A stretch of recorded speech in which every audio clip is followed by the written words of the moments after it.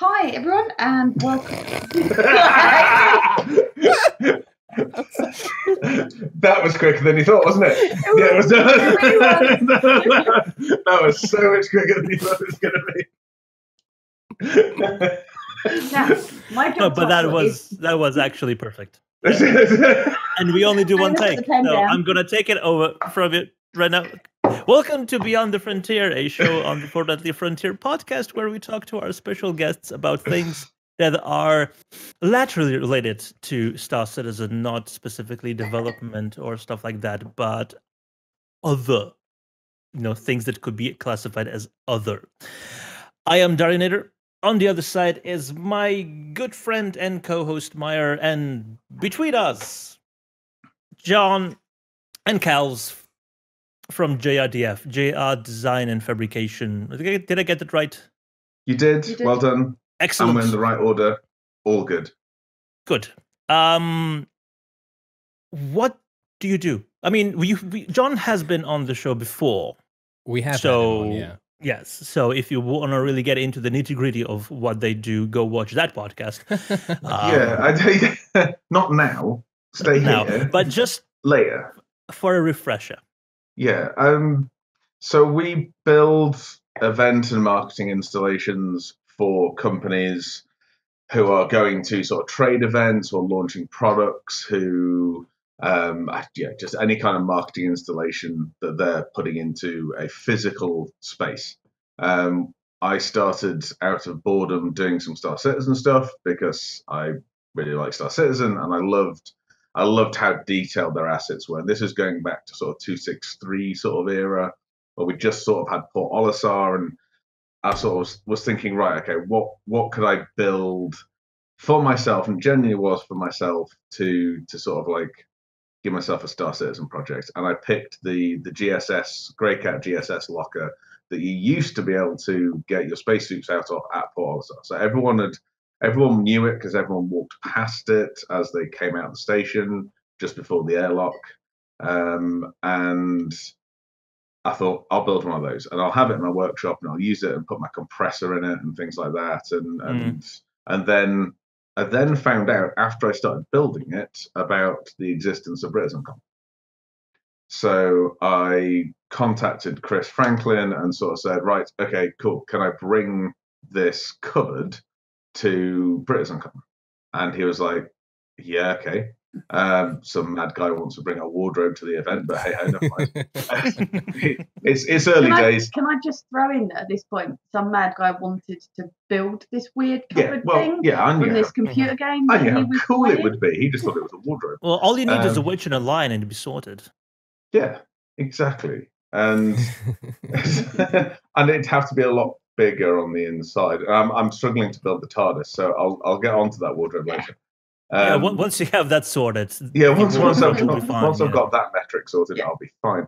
And so I brought it along, and the guys at CIG liked it, and it ended up going to live at the Winslow office, and sort of everything else sort of started from there. So it's always good. It's always good to have a piece of your work at a place like the UK office where devs see it all the time, the higher ups see it all the time, and it's sort of in the back of their mind. If they want anything similar, they know where to call. So we did stuff for Gamescom, we did stuff for CitizenCon, we built some big spaceships for them.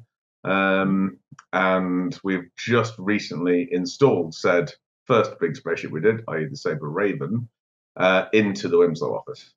So it's now suspended above your head as you come in to the space, and we built them a nice new reception desk and few other bits and pieces so that they have a cooler looking office. Right.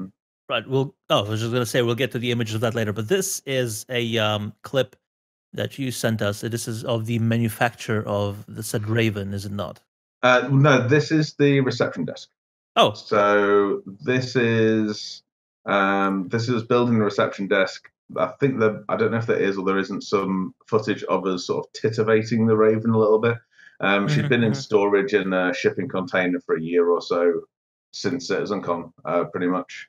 And we gave her a little bit of a respray, and just we've come on a long way. So she was the first big spaceship we ever built.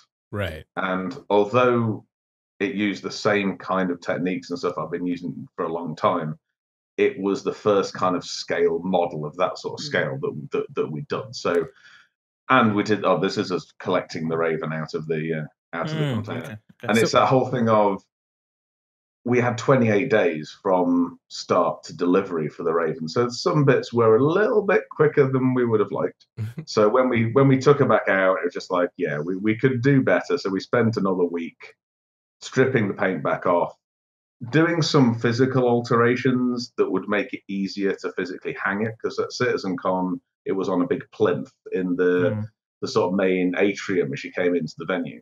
And obviously at Wimslow, it was getting hung from a truss. So the physical, how it was going to be put into the space was different. So we wanted to change the landing gear a little bit. We wanted to change the top sections a little bit, just so that it was as seamless as it could be. Even though it was always intended to be hung as well, we were just able to cover up a little bit of the first way we installed it and rebuild a few of the underside bits. It wasn't obvious how we used to stand it on the plinth. So that was quite nice. Had you made like any scale models or anything like that before the GSS covered back in however many years it was ago now? Not. I built a lot of stuff that follows a similar process in that they're designed in CAD, CNC manufactured, built as intricate pieces. So, for example, we did a giant shuttlecock. We did like a 18-foot. A shuttlecock. It's a shuttlecock. It's a badminton thing. Yeah, for the want to switch to the other time lapse of the install because this one's finished. Okay. But that was very different because it was the there are so many double entendres of this build. It's my favourite build I've ever done. Was made very differently. It wasn't made on the CNC. So it was just the feathers around the bottom. And the shuttlecock ring was different.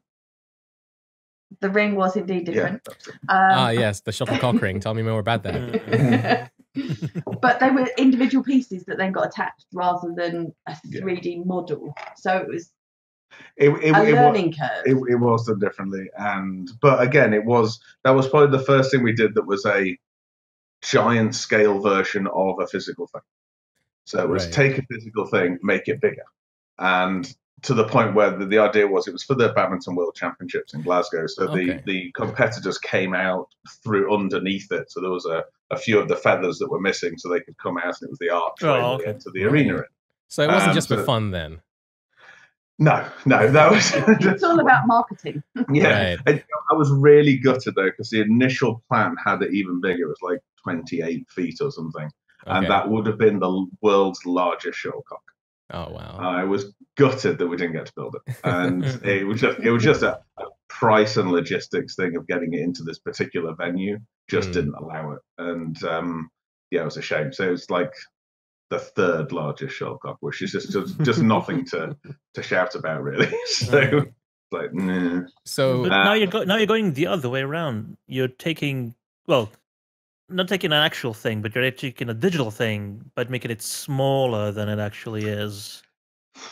Is there any consideration you have to take into account? Like, you can't preserve every single detail.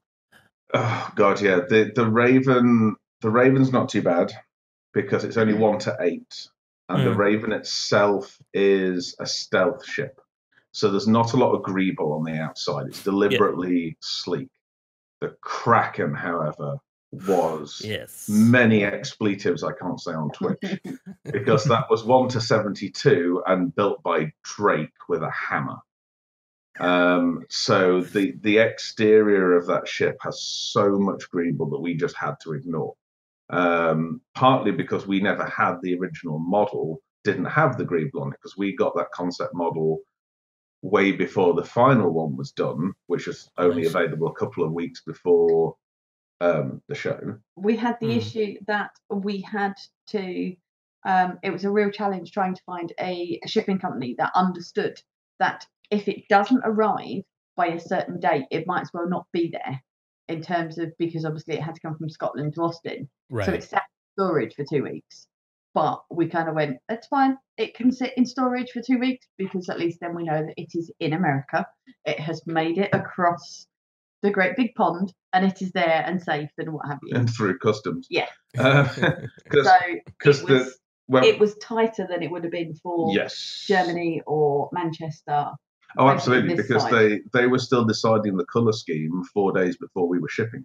Wow. That seems very CIG, yeah. But because they didn't realise, to them there was still weeks to go. But it's like, no. This has to go on a truck, get down to Heathrow, get across to the US, get through customs, and then as I say, we'd left these couple of weeks for it to sit in storage over there in case there was an issue with customs. And we were going out the week before the event in case we had to rock up at customs and explain what the hell we'd sent over. So because there was when you export stuff, you've got codes you have to put against it, which basically defines what kind of product it is. And it's a bit like describing what we do as a living to people. There is no code for what we do. Yeah. So and if you just put in model, that people think like something that comes in a box like this, it's not a thing a person can squeeze into. Like we had to during the install. I have a couple of photos of that we're still waiting for to get back from CIG, unfortunately. When we took I think it was John and Bob, who's one of our crew bods. They went over on the ferry over to Germany with the Raven, and the guy turned around and said, "So what have you got on board?" And it's like, "It's a spaceship." Like, and he wrote "spaceship" on kind of their ticket and what it was, and it's in my box of kind of we've kept it because cool it says random content things that I spaceship. got. And I nearly slapped Bob because this was like 2 a.m. at Felixstowe Docks, and it's just like, you talk to a guy at customs and you're funny with them, it'll either end up with you have a cool ticket with spaceship on, or you're in a room somewhere with a guy in a rubber glove and they're taking your truck apart. And it's just there was no time. There was no time for that. I was going to say, I can only imagine how you can explain like a battleship through customs, but there you go. Yeah, and it just and the other issue we have is that if we ever do get pulled by customs and they want to look at it, everything is wrapped in individual parts in a huge amount of wrap, so it doesn't get damaged in transit. So you would have to unwrap it all, and that itself, if they asked for something to be unwrapped, you have to unwrap it. Well, we got a couple of boxes. Thankfully, coming back, it was American Customs, various bits that we brought back with us. They flew back with us. Yeah, they flew back. They were not. But covered in customs tape and this, that, and the other. And they'd clearly taken all the boxes apart. And we brought some bits back for Cameron Wilkie. So it was like, okay, that's fine. He couldn't get them back. So it's like, no, that's fine. We'll bung them in with the other bits that we'll bring it back. No bother. It's like spare swag and stuff. But it was just that kind of like, I then went through and I was like, ooh, I didn't see this swag. No, that's clearly Cameron. Because customs had just emptied all the bags into one great big box. Oh, yeah. And just mixed it all back up. So you think if that had been the other way and we were then trying to unpack stuff and go, well, hang on a minute, where's the handlebar for the Dragonfly? Where's that gone? And the other issue you have is both the Kraken and the Dragonfly had computers built into them. They had screens built into them. They had electronics wire, cabling and electronics running throughout it. And you sort of think, on an X-ray gun, that's what this looks like. And it's just like, it only takes one person to question it, and then that's a week's delay getting all that processed properly. And it's just like, you just can't do that for an event. So yes, that was quite stressful. But no, before doing this, I would say the stuff I've done before this is more complicated in one respect, in that at least with CIG, you start with a model. They will send you a digital model, and a lot of the time you have to redraw it again, but at least you've got it as a really good reference. Yeah, good luck with the Kraken. The Kraken, because it was a concept model, came through at 8.5 million polys. So it was a pain. It was horrid. It melted my computer. It just melted it. And I've got pictures of it just filling my RAM and then going and buying more RAM. So I'd all 64, it just filling that. And it just You already have 64 gigs of RAM, and it filled that up. Yeah. Yeah, 8 million polys is ridiculous. Like, I've only worked on very, very, very small like poly counts and stuff for things like VR chat, where you're only allowed like what 3,000 polys, and that's too much. Yeah, it's ridiculous. I think the thing is the way they build these concept models is it was very much a kit bash of a lot of Drake stuff. Right. So you could see bits inside because all the internal space was just a mash because they were only really doing a concept model of the exterior. So they didn't care about chopping all the bits out. So they'd be using a bit of a caterpillar somewhere and just made it bigger, but all the rest of it was still inside. so it's hideous on the inside. But at the end of the day, the model they were producing was enough for Alex, who I first met, a Scottish bar citizen, now does all the trailers for the ships. So basically, they're building him a model so that he can do a trailer, so that Will Turner and that team can do the posters, so they can do the footage for CitizenCon or for a ship release concept. So the latest trailer for the Reliance, that was him as well.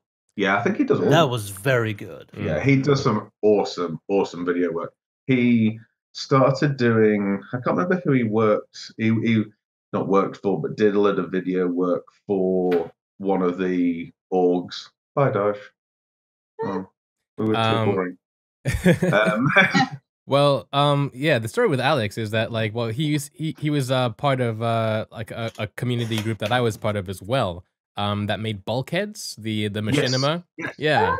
But CIG have this habit of finding good people and stealing them. Not just firing good people, but basically hiring community projects into extinction. So we had this working unit, and then they'd hire somebody, and all of a sudden there's nobody to do that. And so I think that's happened at least 3 times to us now. Yeah. So bulkheads doesn't exist because of it. And, to be fair, I think it was really interesting. I asked Cameron what percentage of the staff at CIG Wimslow, roughly, because he doesn't have the exact numbers, came from the community. Yeah. And I was genuinely shocked that it was. Hang on. What do you think? What do you think? I'm going to say 80%. Dash? No. A third. I was shocked there was only 10 to 15%. Oh, really? Wow, okay. And talking to people, because I genuinely didn't believe him, actually a lot of them had just come from other video game companies and developers. Well, we do know about... I didn't really know about Star Citizen before. Yeah. About Crytek, and there was a wave of hires from Blizzard. But yes. I mean, a lot of the props team were, or certainly the guy that's the head of props team came over from Telltale Alfonso, and it's they scouted people. They scouted people, but I think we see a lot of people being scalped from the community. But if you actually added them up compared to the numbers that are at CIG, it's not that many. Yeah, it's probably how many there are. 50, 60 people then. And it's a lot. And it's that whole thing of, I think, because the chances are we probably know about pretty much all of them, because to get seen by CIG, they had to be big in the community, and therefore we noticed them. You do know who the very first one was, right? Maybe Cameron, probably, that was scouted. The first community creator whose content just stopped after he was hired. Oh my god! Disco Lando. Yeah.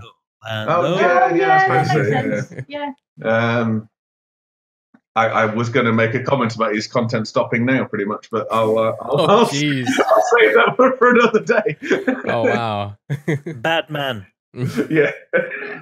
Sorry. I was really surprised to realise we built the Kraken in the living room. It was literally, we didn't have the space in the workshop. The time frame was so short that we didn't have nowhere. Our usual workshops were all chocker, so we kind of went, okay, it's fine. We can build the Dragonfly in the house workshop that we have. That's fine. And then they're like, can you do the Kraken? I'm like, sorry. Fine. So the dining table went away, and the Kraken got built in the dining room. How can you eat off a spaceship? Is the landing pad?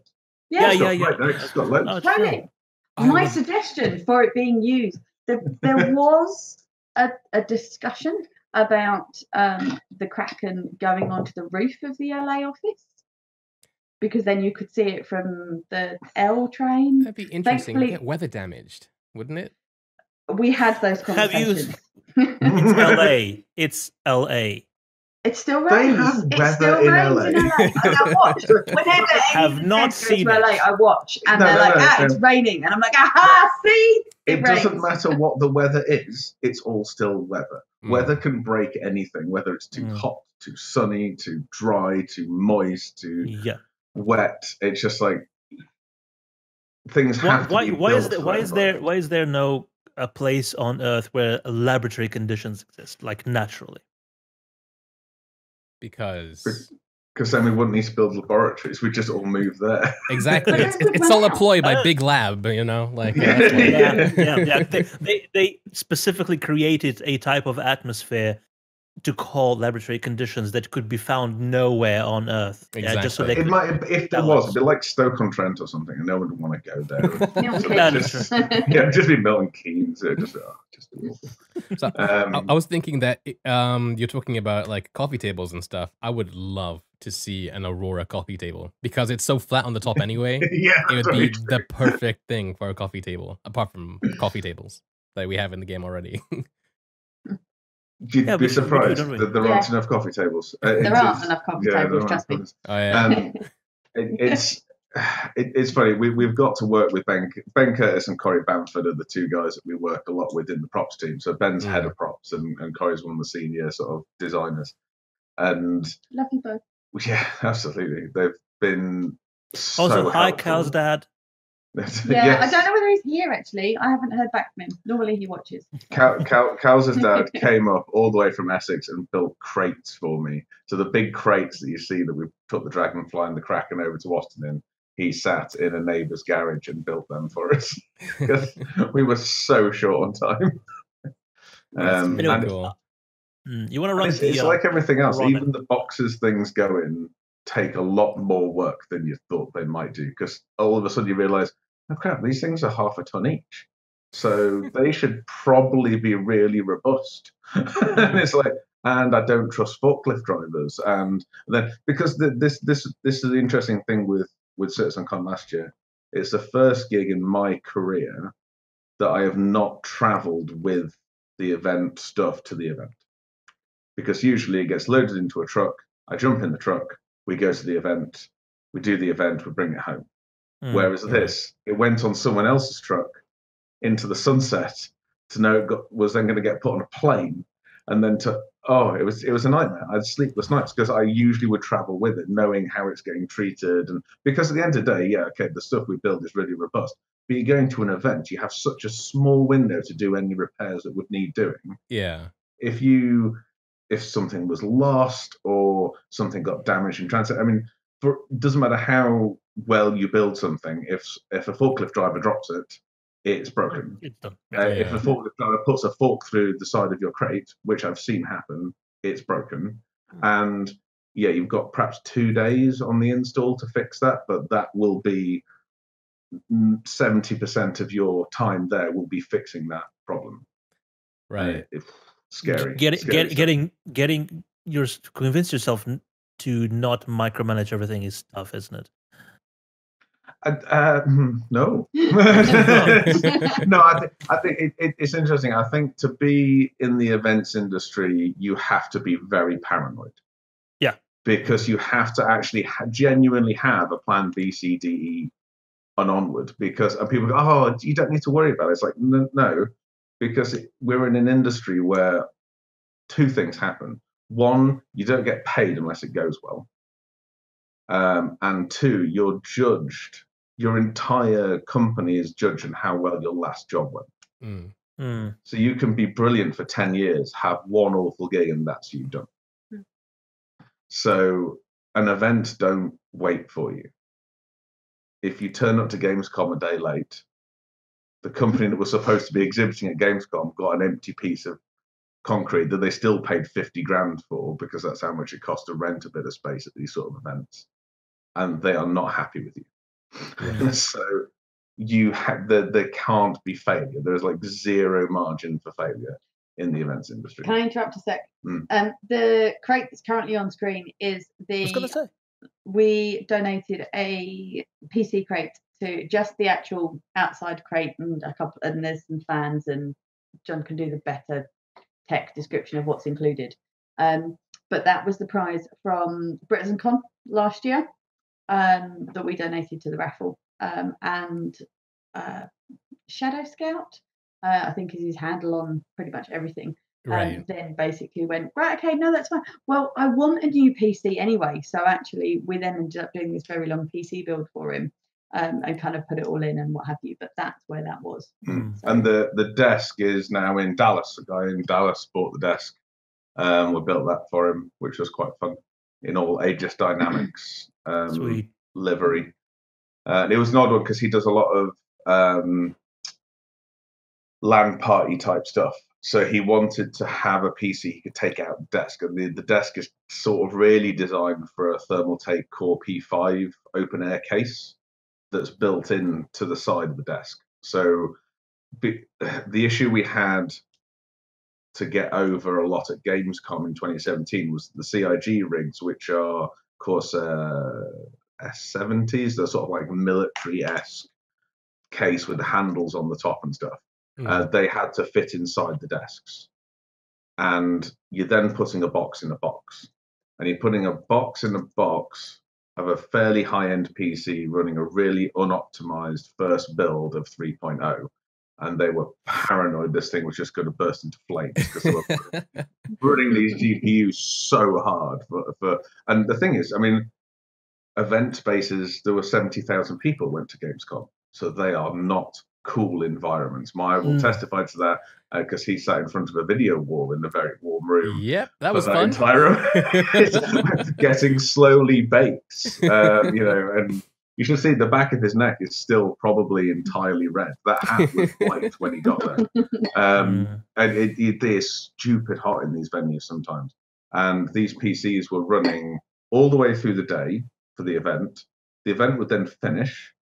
We would then all jump on the rigs to test the next day's build because only CIG wouldn't bring one build for one show. There was a new build every single day. Yep. And this was in the days before the beta patcher. So the entire build had to be downloaded on through phone networks to an event that didn't have decent internet because, I don't know, there's 1,000 other exhibitors there from PC companies. No because Wi-Fi of lack of in infrastructure, right? Yeah, no Wi-Fi in the venue will ever allow that. So everyone's doing it. So the whole build gets downloaded, put onto the remote server, and then we all have to test it till 10 o'clock at night to check that it still worked for the next day. So those PCs might actually be flat out. simpler to go with a laptop to like a cyber cafe, download it, and then just go back, transfer the hard drive. But potentially, I tell you what would have been simpler, just getting one build for the whole week. That would have been, but that wouldn't have been CIG. Did you see the RTV a couple of weeks ago with there was Hassan and the guy with the cool beard. I love his beard, Paul Vaden. The IT guy. They were just talking through kind of like some of the issues that they've had at CitizenCon and the various builds. And it's like they were talking, one of the guys was kind of talking about how he was underneath the very black tablecloth, for want of a better word. There was someone sitting underneath one of the desks with the tablecloth over the top, finishing the build, literally like typing away. This would have been CitizenCon 2016, I think, or 2015. It's just like, oh my god. I would like to say, though, 16 probably, yeah. Yeah, but it was just... No, I would like to say that we've been told that it was not our fault, but if we'd built the desks for CitizenCon last year for on stage, then they wouldn't have missed the jump. They what? Sorry? They missed it when they did the playthrough. Glenn missed the jump. Yeah. It was because, I don't know, you couldn't really see the desks. So the desks on stage were built by don't get me wrong, the company that built all the stuff was great. It's Elevation 3D, and they were a fantastic bunch of guys. We had absolutely hoot with them. But the desks that they built had fixed monitors in them at about 45 degrees. Right. So Glenn was, and of course they were put right under a theatre rig, so he could barely see the screens because they were just shining the light straight into his eyes. He's like, that's why I missed the jump. I couldn't see the screens. I was basically blind. It was like, oh. Wow. The year before, they'd had our desk from Gamescom. So they were great. They were just like proper desks. They were just like, well, there you go. Just got to have our stuff on stage and it'll be fun. That's crazy. Everybody thought that was staged, and they did it intentionally so we could see that it was like, oh, wow, okay, interesting. No. Right. There's enough unintentional stuff at these events. They don't need to plan failure. Let's be honest. So, but this isn't Top Gear. You don't do planned failure with bad acting. It's live events. Something will always go wrong, and it's just like a live podcast, and then it's half an hour late. Yeah, but I will say, I think that even after all these years, CIG are both crazy and amazing for carrying on doing these things live. They really are. It just the stress they put themselves through, the stress they put all of us through, and the stress that all the people watching it go through. I mean, the fans of Star Citizen Project watching these things, I've seen them biting their nails all the way through these things because they know how. Like, I think the Gloria Theatre for Gamescom, when they had the two Idrises battling it out, it's like the whole crowd was just biting their nails, just hoping. Yes, they wanted to see it happen, but they wanted to see it not crash. It was just that, because they wanted to see it was possible, and it was amazing. And Chris turned around at the end of that presentation and said to the crowd, because it was obviously the demos are a staged sort of scripted thing, so you get the story arc through it. Yeah. So the whole thing with the Idrises was the good Idris takes off, finds the pirate Idris, and they have a battle, but the good Idris wins. Mm-hmm.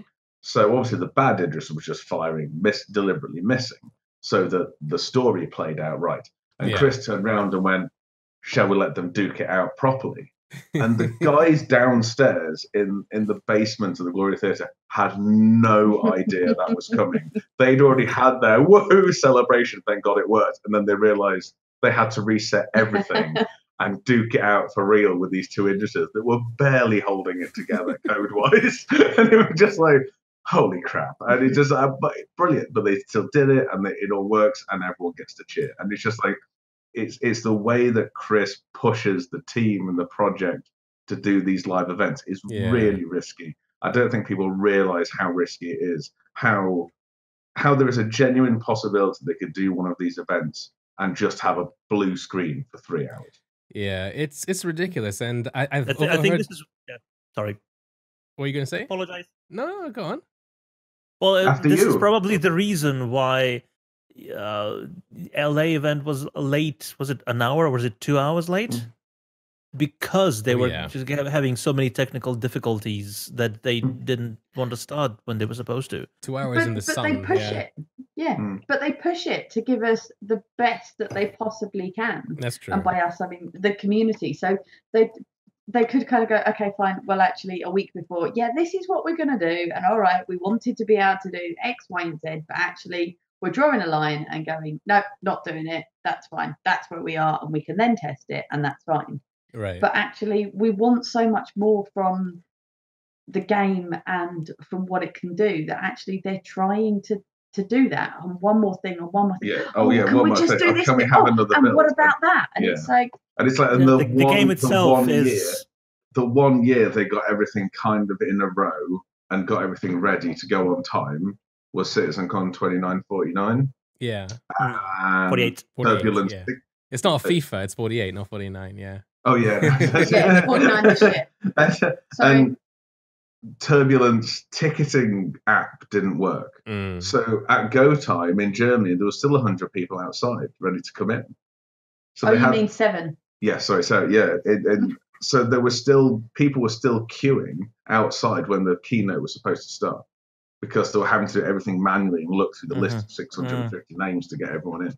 Yeah. And it was just like, just everything was working apart from, it's like, are we ready to go? Ready to go? It's like, I'm not kidding you, there's still 100 people standing outside.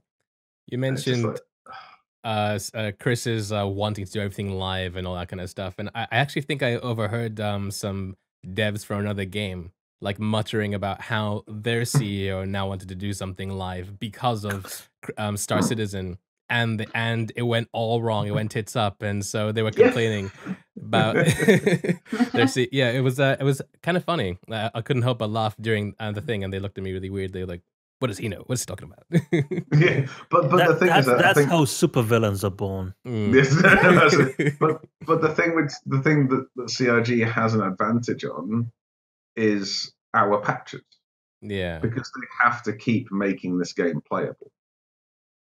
So at least every year they have something that is in theory a workable build to show us. Yeah. But the game itself is supposed to be on the bleeding edge of development and graphics and everything. So if we got a video of where they were at like a month before the presentation, no one we would care. kind of feel cheated. Yeah. But it's funny because like before Chris Roberts started doing all this like live gameplay and stuff, we had, was it one E3? I forget which driving game it was. The CEO was up on stage and he was like, "So this is a really engaging, really interesting part with this gamepad."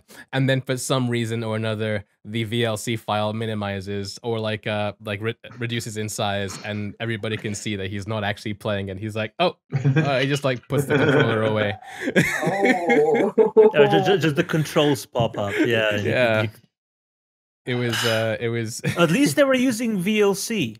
That's true. Were we watching Borderlands 3? Yeah, Borderlands 3 presentation from PAX, and they were using the built-in video player in Windows that could not handle the 4K file they were trying to play. It's in the end, they had to publish the video on YouTube and then capture the screen from YouTube. You could. I felt for them, you know, like they were super excited to like show their thing, but I guess maybe it was somebody on site they had to trust with all this stuff, and it wasn't enough because anyway, end of the day, it worked. You're having to bring your business to an event. It is very difficult. Yeah, I think people underestimate. It doesn't matter how big a company you are, how much money you've got. You've still only got 3 days to build whatever they build. Yeah, and they've got to bring all that tech with them, and they've got to rely on the network engineers at the venue, and they might not get what they asked for. Right? They could take a mobile rig with them. Cool, you're in a steel building. You might not get the signal that you want. Oh, and the 70,000 people there on the day of your presentation that weren't there the day before, all on their mobile phones. Mm-hmm. So there's so many unknowns for live events, and that's why they're always so hard. And I think I have hats off to CIG for persisting. Yes, they bring in some companies, like last year they had the guys from Red Bull and stuff, but principally they do try and do everything as much as they can themselves, so that the presentations feel very CIG. It doesn't feel like it's someone else emceeing it and presenting CIG to that audience on their behalf. It feels CIG through and through because everyone there, the sound engineers that make the sounds for the game are the guys in the sound booth doing the show. And it's, you feel it. You do. Would you feel that if, like next year, is it in Manchester, like the CitizenCon goes off without a hitch, that people will actually miss something? Yeah. I think we're safe. So the rule, even though it should be Manchester. We'll wait and see what the announcement says. I think we're safe that everything won't go right. We'll be fine.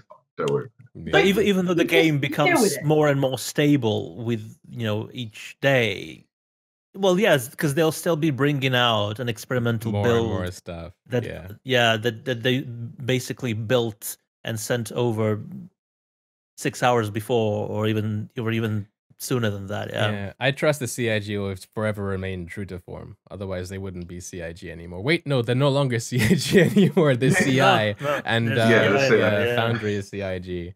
But JR, we've had you on this show before, and we know a bit about JRDF, but we haven't ever had Kals on before. So I think that I want to ask Kals a few questions now. Go for it. Spotlight, engage. Okay, I'll do my best. So, Kals, who are you and what do you do? So I guess the best way of describing me, so up until JR had kind of always done this as his job. He'd been bored in his previous job, and started down this whole doing stuff for Star Citizen route. I was mental health nurse up until summer last year. Okay. We then got the Dragonfly job, or the Dragonfly project, and I got an email. So I'd still do the boring VAT bits and the making the business run, right, while still working full time. He got to do the fun stuff. Yes. He got to still draw stuff and build stuff, and I got to try and run the business while working full time. Right. So I got an email from to ask about doing a Dragonfly, and then to ask about the reception project on the same day from CIG. 2 different departments on the same day. And we kind of went, okay, obviously can't do these in a 3-month time scale. Can't do both projects. So we talked about it and kind of went, okay, fine. So I made the decision to stop nursing and concentrate on the business. So I do my best at doing kind of the client side of things, whether that client be CI. I don't like CI. I don't like CI either. It sounds like criminal informant it's or like something. It's like an informant for the police. It's like, no, I'm sorry. It's CIG. They will always, as much as we might put Cloud Imperium on a sign or on a... Sure, Cloud Imperium actually rolls off the it, tongue nice, but as an initialism, CI feels like it's missing something, because most of these are 3-letter abbreviations. You know. Yeah, no, totally. The G is silent. Simon, have you seen all the things that say about ArtCorp? And I'm aware that I've just pronounced the P, but various people are kind of going, no, it's ArtCorp. Is it ArtCorp? No, it's not. Well, no, that people are pronouncing the P. No, precisely, it's corporation, so the P should be pronounced. Yeah, it's not. It's not. Well, people aren't pronouncing it. Yeah, it's not. It's not military thing. It's not corps. It's as it's properly pronounced, corps. It's corp, as in short for corporation. Yeah. Yeah. But then again, they don't know how to pronounce Aegis and Idris. Is it Aegis? Is it? I don't. No, I don't play Star Citizen. Right. Shame! Shame! Find the bell. Right, shame! Wait, you're not gonna buying the bell. You're gonna 3D print the bell. Yeah, shame. Okay, but my contribution to Star Citizen is to make sure that actually the Dragonfly and the Kraken actually get to Austin. That the various bits and pieces are booked to actually make sure. Yes, thank you for the abuse that I'm getting in chat from Drew. Yes. But yes, it's Aegis as the original. Is the original Greek pronunciation? I mean, Aegis is how you pronounce it, but it's not how they pronounce it. I think I think the definitive thing, and I will say, I don't know if you guys had any chance to talk to the actors they had at CitizenCon last year. So for those who don't know, they had actors at CitizenCon last year manning the booth. So they had a Drake booth and a Consolidated Outlands Origin, UEE, and someone else. I can't remember who the other was. You know, I did a lot of the photos of them building that thing. You know, applying vinyls. The actors getting dressed up and rehearsing, but if only there was a way to get access to those photos. To all of those things. Only. Next year. Next year, though. Just take 2 cards. But copy it before you hand it over. Never hand anything over.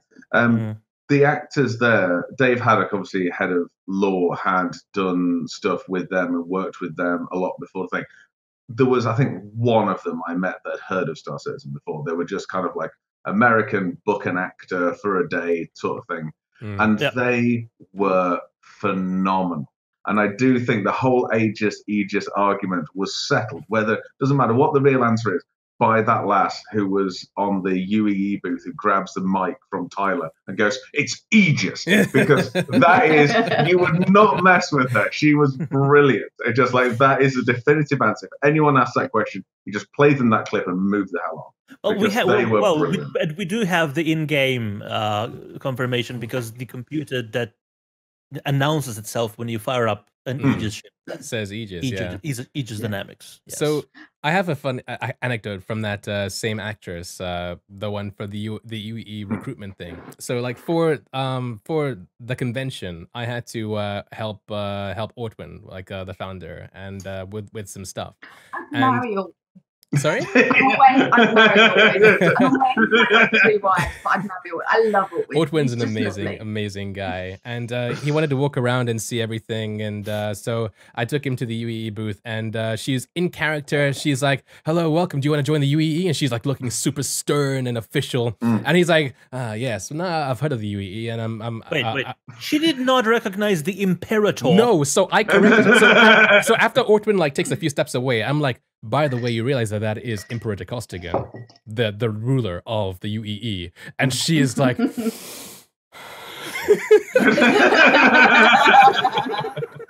she was. I mean, what those guys thought of us for the whole day, I do not know. Because if you imagine it from in their shoes, they get employed to rock up at an event, play these characters to people who either take it seriously, think they're a bit of a gimmick, or want to test them. Right. And it's just like, all 3 of those options are bad. And it's just like, there's the occasional person that go, "Yeah, that's cool." But the vast majority of the Star Citizens were either loving them, testing them, or weren't impressed with them. And it's just like, they stood up to all 3 so well. They were brilliant. I genuinely hope there's more of it this year. Definitely. Because I think the CNOU guys were amazing as well. Like with I make triangle with hand. Like But it's in there. There, yeah. God, there's so many levels of this now. It's in the CNOU promotional materials. You know, even the whoever he is, Silas does Silas Kerner, does that thing, and then the logo. Yeah, and then the logo pops up. Yeah. No, I mean, I spent a lot of time with. I mean, you spent most of CitizenCon on the Dragonfly, helping people get on and off it, and handing them guns and this, that, and the other. And me taking photos. It was a slick operation. It had to be totally smooth. I wonder who they did the costume. Sorry, go on. It was so wonderful being in charge of everyone and people actually doing what you tell them.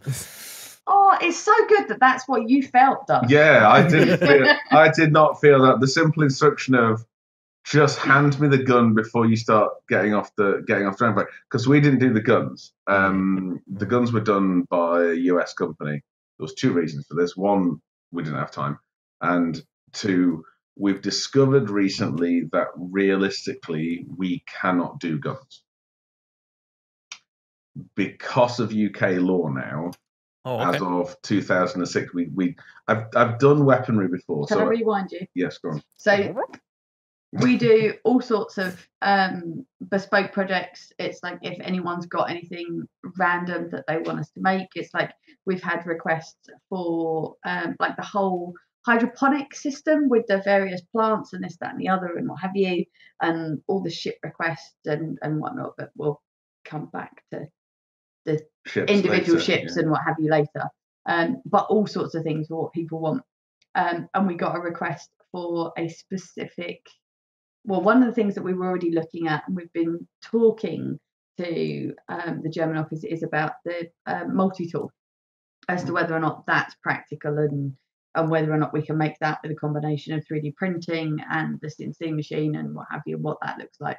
But we had a request to come through for weapon for some of the Gemini weapons, and we'd always wanted. I've done weaponry before. I've done World War II replicas for Scottish Opera, and I've done various work with armourers in Scotland and stuff.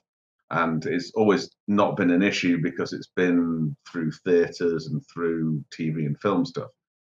So I was always sort of flying under someone else's banner and someone that had all the necessary licenses and police checks and everything were ordering stuff through us. So between us, we all had all the paperwork. Right. And when someone asked us for something for Star Citizen, it was like, right, okay, let's actually work this out. Could we have made the weapons for CitizenCon last year that we use on the Dragonfly? It turns out, no, we can't. Under UK law, even CIG can't buy them from us because they are not a theatre. They do not produce films or television, and they're not an official reenactor society that's recognised under British law. And no matter what anyone says and bullshits, it is illegal to own a realistic replica firearm in the UK. And CIG guns look like real guns. Yeah, that's the issue. Yeah, putting a it's not only guns that look like existing functional guns. They need to look like a gun. If you have a phaser from Star Trek, you're fine. If you've got a gun from Battlestar, you're in trouble. Right. And this is the thing. When we did Britizen, I was involved with CitizenCon last year, and also it's Manchester Airport, so I rang Manchester Police, and they said they have to contact the airport because it's on airport land. You have to go through Manchester Airport Constabulary. So I rang them, and their response was, "You bring guns, we'll bring out." And it is, for people who don't know. I remember seeing that email. Yeah, that was hilarious. Please don't. Please don't bring your guns. I'd hate to see cosplay nerds wet themselves on the carpets of the Radisson Blu. But could cosplay? But even cosplayers are not allowed. Not exactly. No, a company. So even a private individual is not allowed to do it.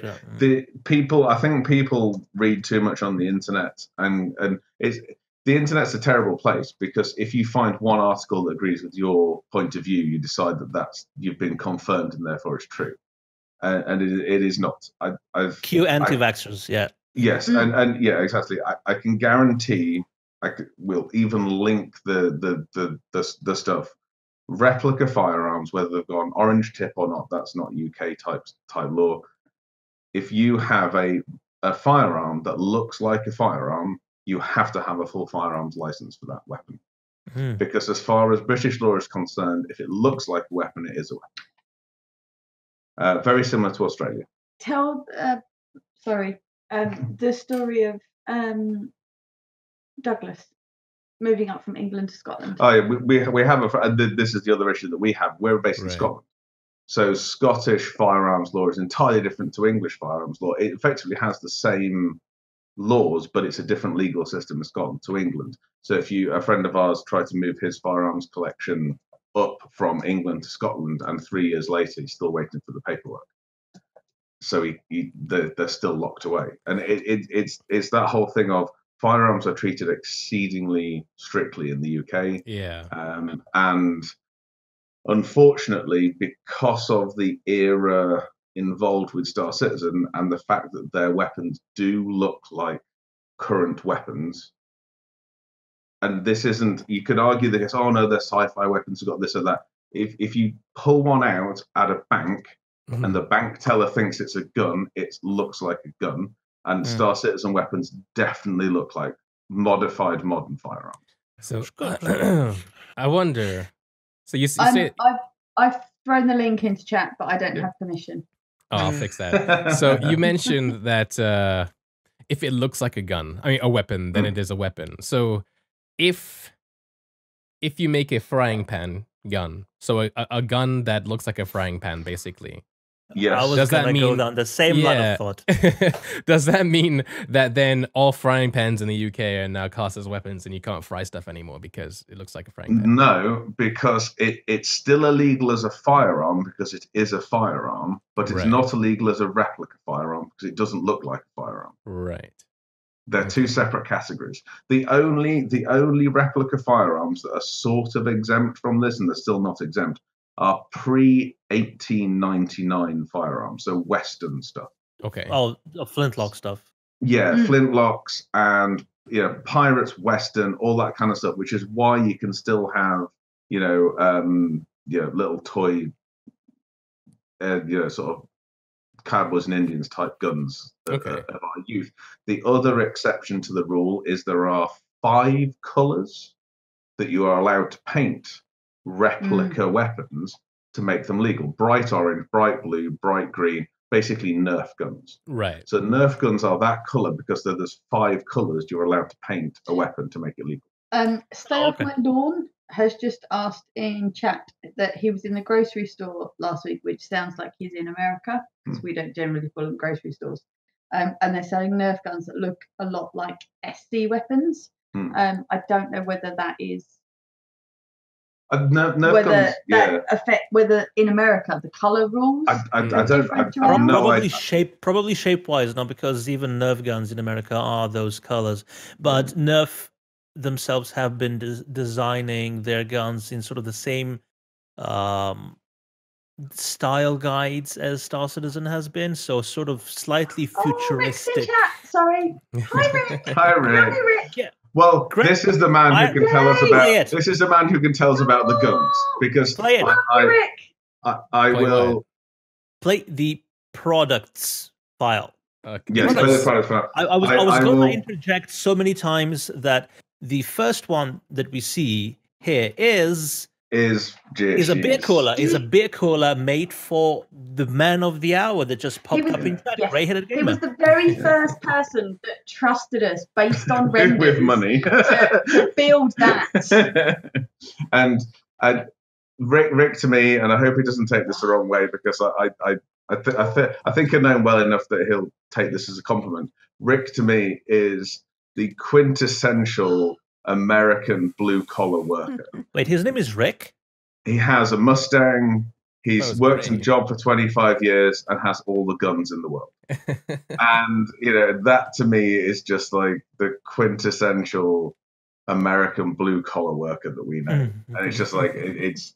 So, yeah. But no, certainly, as far as we're concerned, unfortunately, CIG weapons do not work well and do not play well with British law. So if anyone is seriously thinking about doing cosplay and including Star Citizen weapons, make sure you have a full firearms license, which is not easy to come by in this country.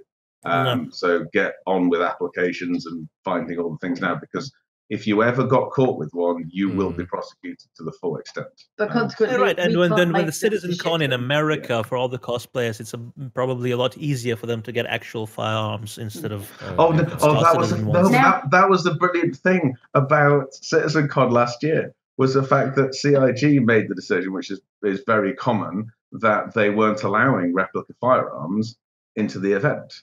But there were plenty of people there, and Rick may even be one of them, that has a concealed carry. So technically you could bring a real firearm in, but not a cosplay one. But my question would be, could they have concealed carry a cosplay weapon into the event and been fine?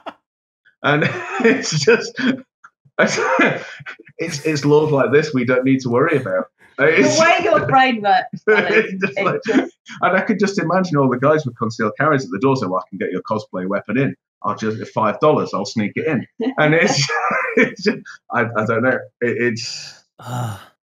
Gray says in chat that fridge is now full of Guinness, and that's a good thing. I approve of that. Yes, Rick had been saying on chat for a long time that he'd wanted a Guinness fridge and this, that, and the other, and it was that kind of like, are we actually going to be able to get the announcement out in time, and this, that, and the other. I mean, you've watched Rick stream for goodness knows how long. You have an inappropriate relationship with Rick. Rick got me into Star Citizen. The first Star Citizen I ever saw was his Star Citizen Ireland videos on YouTube. Wow. That was my first contact with Star Citizen. And how did you find that video? Was it just like a YouTube algorithm kind of like, hey, watch this? Yeah.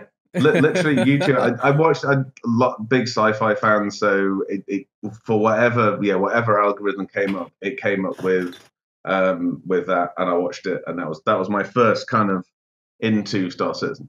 Right. And you're part of his guild, aren't you? Yes. No. I am a huge part of my org is Galactic Callers Guild, which is Rick's guild.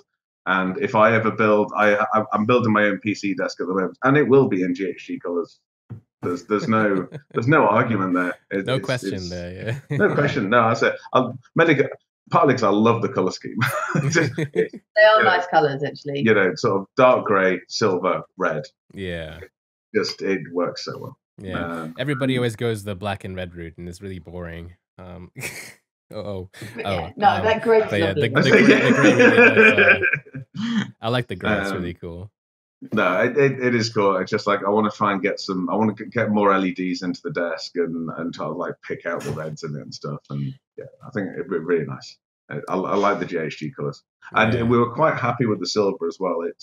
Silver's an odd color in paint, so metallics in paints are annoying.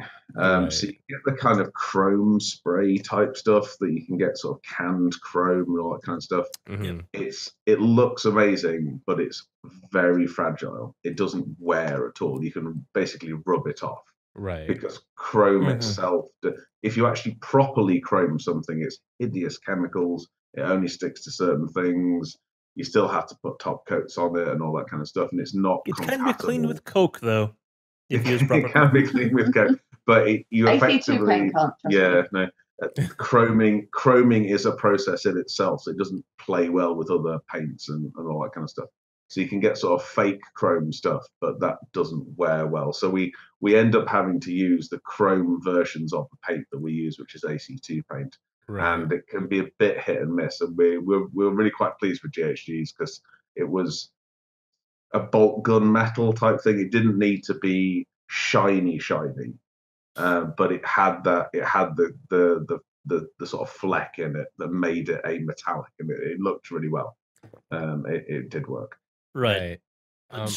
Trying to steer this conversation slightly outwards. Well, no, we're already halfway there. Go on. You don't only make props for CIG or CR as they're called now. You also do them for private individuals that can. We do. Thank you, Doug. We through long and extensive talking with your man Ortwin there. As you said, it's a brilliant guy. We do products for the community. We do have a license for to build stuff for the community. So we have on the website we have the crates, and I'm really hoping that everyone sort of goes, what's with this crate? Why this crate in particular? Because there's lots of crates in Star Citizen. Why have you picked that one? There's two main reasons. One, CIG asked us to build that crate for CitizenCon, same CitizenCon as the Raven. So if you can... Can I tell the story? Yes, no, absolutely. So back, we'd done all the Gamescom crates, and JR is vaguely obsessed with wooden crates and making things look cool, even though it's just basically a wooden box.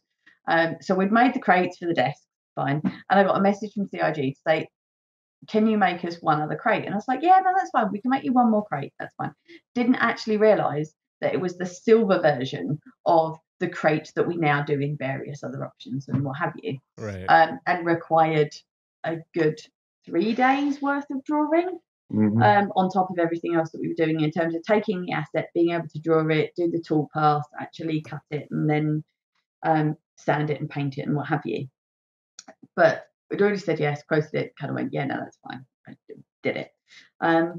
But we're at CitizenCon 2947, first ever CitizenCon event that I'd ever gone to. And up until this point, I'm like, yeah, there, darling. Like, you play this little computer game. It's a nice little hobby, no bother. And so we've got this crate, fine. And there's this 30-second video. Chris is on stage, one side of it, and they basically want the crate. They wanted lights in the appropriate places and this, that, and the other, and what have you. So Chris is on one side of the stage and we're on the other, and there's this video coming through. They've got these tiny little dry ice pellets that they've put in the bottom of the crate because they want it to have this dry ice exploding over the top of it and whatnot, but only for the first 10 seconds, because then Chris comes on stage and throws out an Octane hard drive out to the audience and what have you.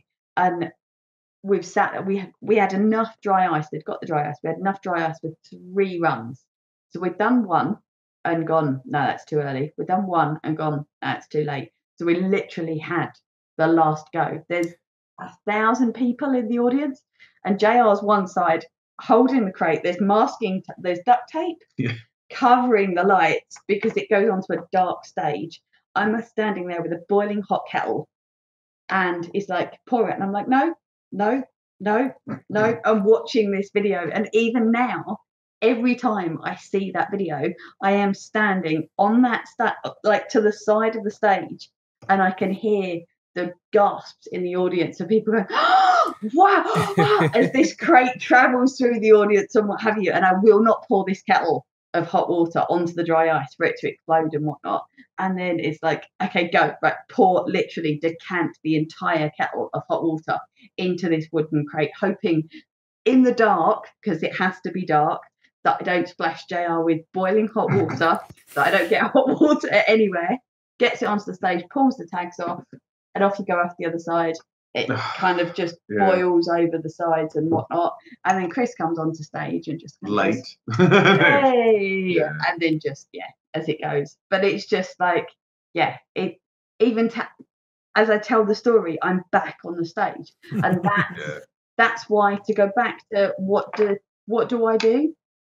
I kind of make sure that all of that crap happens, and that's why I do it. It's logistics. What I'm trained to do at all, but that's what I love. The reaction, the reception install that we did recently, we hid round a corner and we sat there for kind of like 2 hours while the staff came in and swore and effed and blinded and what have you as they came in, and realised that there's this massive spaceship above their head and there's a reception desk with model spaceships that they've not seen that are like this sort of size, and you just like, actually, that's why I do it. That's what I do. I help make that happen. Was that kettle moment the thing that sold you on this whole thing? Yeah, the kettle moment, and hearing the people's reactions, and standing off to one side, and I can still see the gaudy Roman decorations in CitizenCon 2947. Yeah, they're glorious. But standing off to one side and just watching people, because the Raven was the first thing they saw when they came in, and just hearing people go, oh my God, that's fucking amazing. Did you see? Would you take a picture of me? Because they couldn't. The Raven's beautiful. It's 3 meters by 3 meters, but you cannot stand close enough to it to get a sense of how big it is with your own phone. You can't take a selfie. No, it's just not possible. So the amount of people that were just like, would you take a picture for me, please? And it's like, no, that's fine. And just that is why I do it. Watching people get on the Dragonfly, watching people as they see the Kraken and look at the detail on the 3D printed ships and the crap that we bring to life, where they can generally only see it in a screen. That's the bit that you just, I love. I love it. It is great fun, and I think that CitizenCon was certainly. I've done quite a lot of live event stuff and theatre stuff before, but that was probably the most fun I'd ever had doing stuff on stage, because it was really cool. It was really cool, and it was CIG. I love them to death because they want to do it themselves, and it's just that kind of. They are a big company who are exceedingly good at what they do, and then they go and play at being theatre people for a week. And it's brilliant because they are having as much fun as everyone else, and they just about get it over the line. Yeah. And it's so much fun, you know. The other side of that, though, is, and it's the bit that you don't see as much as I do, is the smaller licensed products. Because I might kind of go, okay, someone wants something in this colour scheme with this here and that particular logo there and whatnot. And it's like, okay, JR will do the drawing and we'll get it made and we'll get it shipped out and what have you. But I'm the one that does that client side of things. So the Big Benny's crate that you saw, it's like I'm the one that gets to read the first email of where it is that he's actually seen the pictures and seen what the screen does. And when the gentleman that got the Aegis. I will learn it. The Aegis deck. It was just like, yeah. Oh God,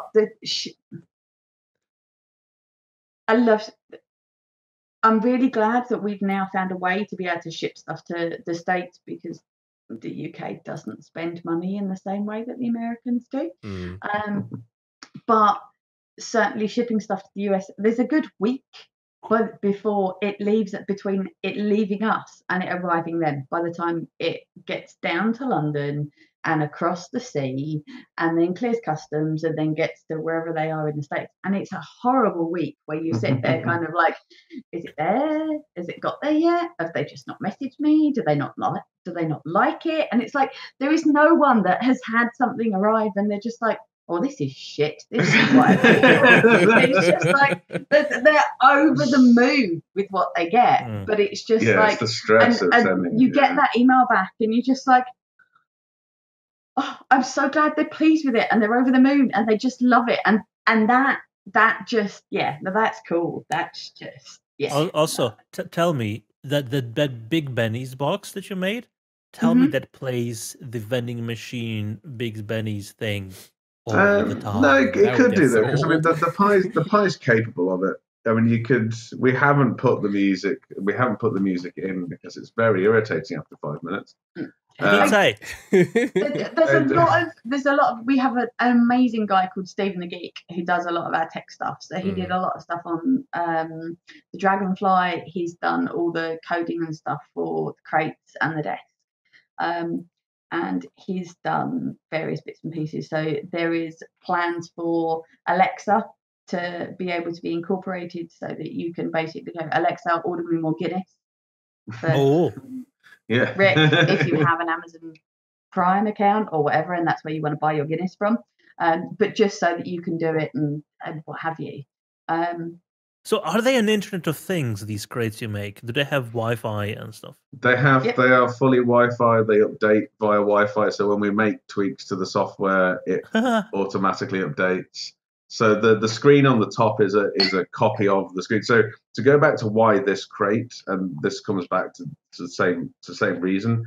This, in theory, and I'll be cross if it's not, is our personal crate to put our personal things in 3 point whatever it is. Right.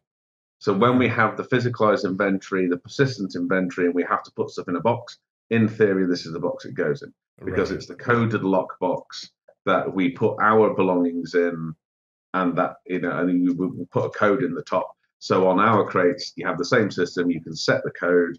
You put the code in, that unlocks it. So on the PC crate, when you unlock it, you can boot your PC and reset your PC. It is actually your power settings for the PC. Okay. And on the lockable crates, it is the thing that opens and unlocks the actual box. Same on the fridge. You lock your fridge, you have to put the code in, and then it will unlock and open the fridge for you. But it's all driven by Pi, and it's a Pi 3B+, so it's fully Wi-Fi, got lots of USBs on it for expansion of speakers and mics and stuff later on. So it gives us quite a lot of flexibility onto what it can do in the future. And that's the other thing we try and do with our products. I don't want to realistically build a product and sell it to someone now, knowing that we're going to make it better and not have the facility to update that original product. I see, yeah. So I got an email. It's like a Tesla. Like a Tesla, yeah.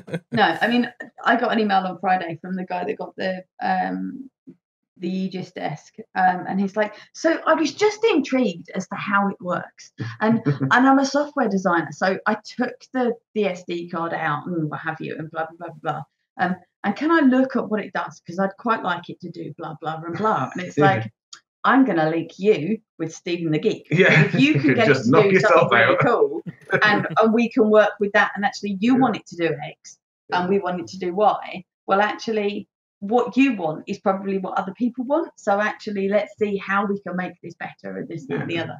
So the screen on the desk at the moment does power and reset and all that kind of stuff. But the next update that Stephen's finishing off at the moment will also display your CPU temps and frequencies and GPU temps and all that kind of stuff live on the screen on the desk.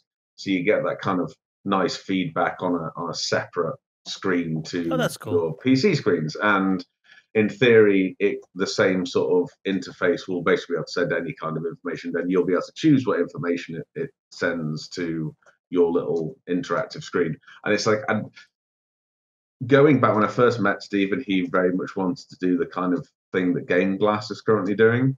Given the amount of money that Game Glass has got now, and the amount of work they've done, what we will probably end up doing is at some point when we've got a little bit of time and I've got a little bit of time, is reach out to them and see whether we can do a cross product with them. I thought you were going to say you're going to do your own Kickstarter. No, I don't. Game Glass, there's no point competing with someone like Game Glass. Not as a competition, but just, to help maybe fund your project and maybe just get the word out that you're making these things. Like, where can people go to look at more of your stuff and maybe order an item from you? jrfabrication.co.uk or just email us. I will come back to this point though. One of the first conversations we had with CIG was they said to us in no uncertain terms, you may not raise any funding through crowdfunding, which I thought for the world's largest crowdfunded project was a little bit rich. No competition. No competition. And it's written into our licensing agreement that we are not allowed to use any form of crowdfunding for our citizen projects. So it's finding things that are unrelated to Star Citizen if that's the route that we decide we want to go down. And which sucks, but it is the way it is. Their rationale is that if there's any other Star Citizen related crowdfunding, it could be confused with that crowdfunding. And it's fine. It's their rules. They can just make up their own rules. That's absolutely fine. Earlier I asked how Kals kind of got started with JRDF, but it's not just both of you working in the team, is it? It's a slightly larger team now, right? It is. If you can flick on to the Meet the Teams, then we have the Meet the Teams, do we not? You're perfect. It's really good. We have two of the teams You're over there. In chat. Well done. And I love how JR of JRDF is second on that list. Right, now, no. Right, okay. Now, generally, I do the website. JR changed this. Yes, because I'm supposed to be the face and the person that's out there and talking and what have you. So he fixed it, not me. Not me being wicked-headed. Just to be clear, he changed it. One of the big things is when I started working, I obviously used to work for other companies doing this sort of stuff for other companies. When I started my own company, it was just me on my own as a sole trader. It was JR Fabrication. When we went limited, we changed it to JR Design and Fabrication. And it was that whole thing that when I started working for CIG, I was in that kind of middle period. I was still a sole trader when I first met them. Everything I was doing was just me. And unfortunately, what happened with that, and I'm sure that happens a lot, is that they got to know me as an individual, not a company. And sorry. Shut up, Liz. I can see what you're doing. Because Chad is not up for people who may be watching this afterwards. Miserable G, who is one of the employees at JRDF, just said he's surprised. Well, he is at the moment. I'm just going to take him off the website. Wait a minute. I just need to explain. So Miz was on, Miz does the Asylum podcast and what have you. So for those various people that are in chat and what have you, Miz is giving JR a huge amount of abuse. However, JR deserves every single grain of it, because on the Asylum podcast, the Asylum podcast has a submit your questions to chat, and he submitted questions from Chris Roberts, from Chris Franklin, who is one of the key organisers of CitizenCon, from, I think there was various answers there was questions from Little Bit of Madness, who is out in Vietnam at the moment. I even trolled him. Yes, I even put in a question from Maya before he answered. That was you. all I was like, I didn't do this. Every single question that was from me. Everything. So no. Can I just comment? Okay. Your goal, John.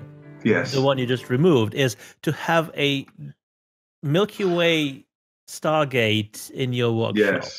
Yes. Good man. I'm a huge SG-1 fan. If I had to pick one sci-fi, it'd be Stargate. And so you would probably be the only person out of the me to recognize what this O'Neill 2 L's means. Yeah, but it's I think that the whole of SG-1 as SG-1 was beautifully written as tongue-in-cheek. It was like, it was never meant to be taken too seriously. It was, I enjoyed but not it too much. thoroughly.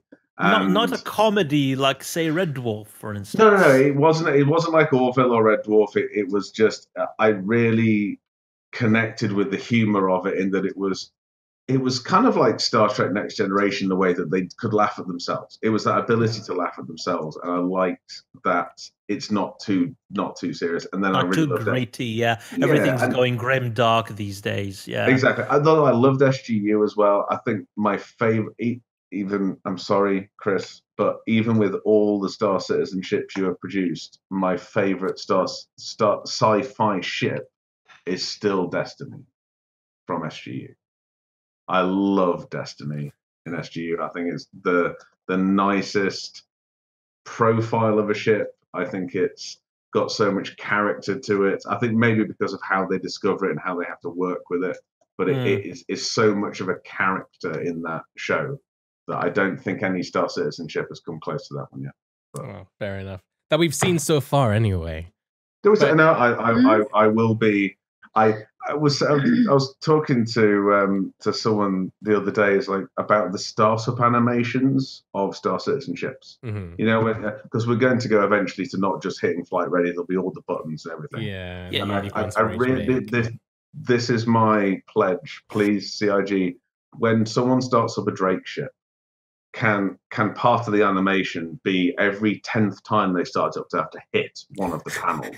That would really be amazing. Hard. That would actually be so good. Do you know what I mean? They flip the switch, nothing happens. They just have to hit a panel up here. Because this is the thing that amuses me about all the people that bought the Mercury Star Runner. Mm. It's like, because they want the Millennium Falcon. Yeah. It's like, the Millennium Falcon is a Drake ship. You have to hit it all the way through quantum. You have to be fiddling with things and stopping it from exploding all the time. It is a Drake ship. People are going to be really disappointed when they get it as, because it's Consolidated Outland. Is it Consolidated Outland or is it Crusader? It's Crusader. Crusader. So it's Crusader, isn't it? Crusader seem quite a together sort of company. Yeah. So I think they're going to get in it. They're going to go, hit it, Chewie, and it's just going to work. And they're going to be really disappointed. It's not the ship they want. They want a Drake ship. Punch it, Chewie. Yeah, no, that's it. It's just like, absolutely, and it's not going to be the same. It's. I think Drake ship should, only work 95%. It's like the whole argument when John Crew came out and said, "Oh no, sometimes even new components will fail," and everyone was up in arms. Like, no, they're the Drake components. You can buy a brand new Drake component; it'll still burst into flames. That's what it should be about. Because that's the difference. It's Drake to Origin, isn't it? It's just like an Origin ship will always work.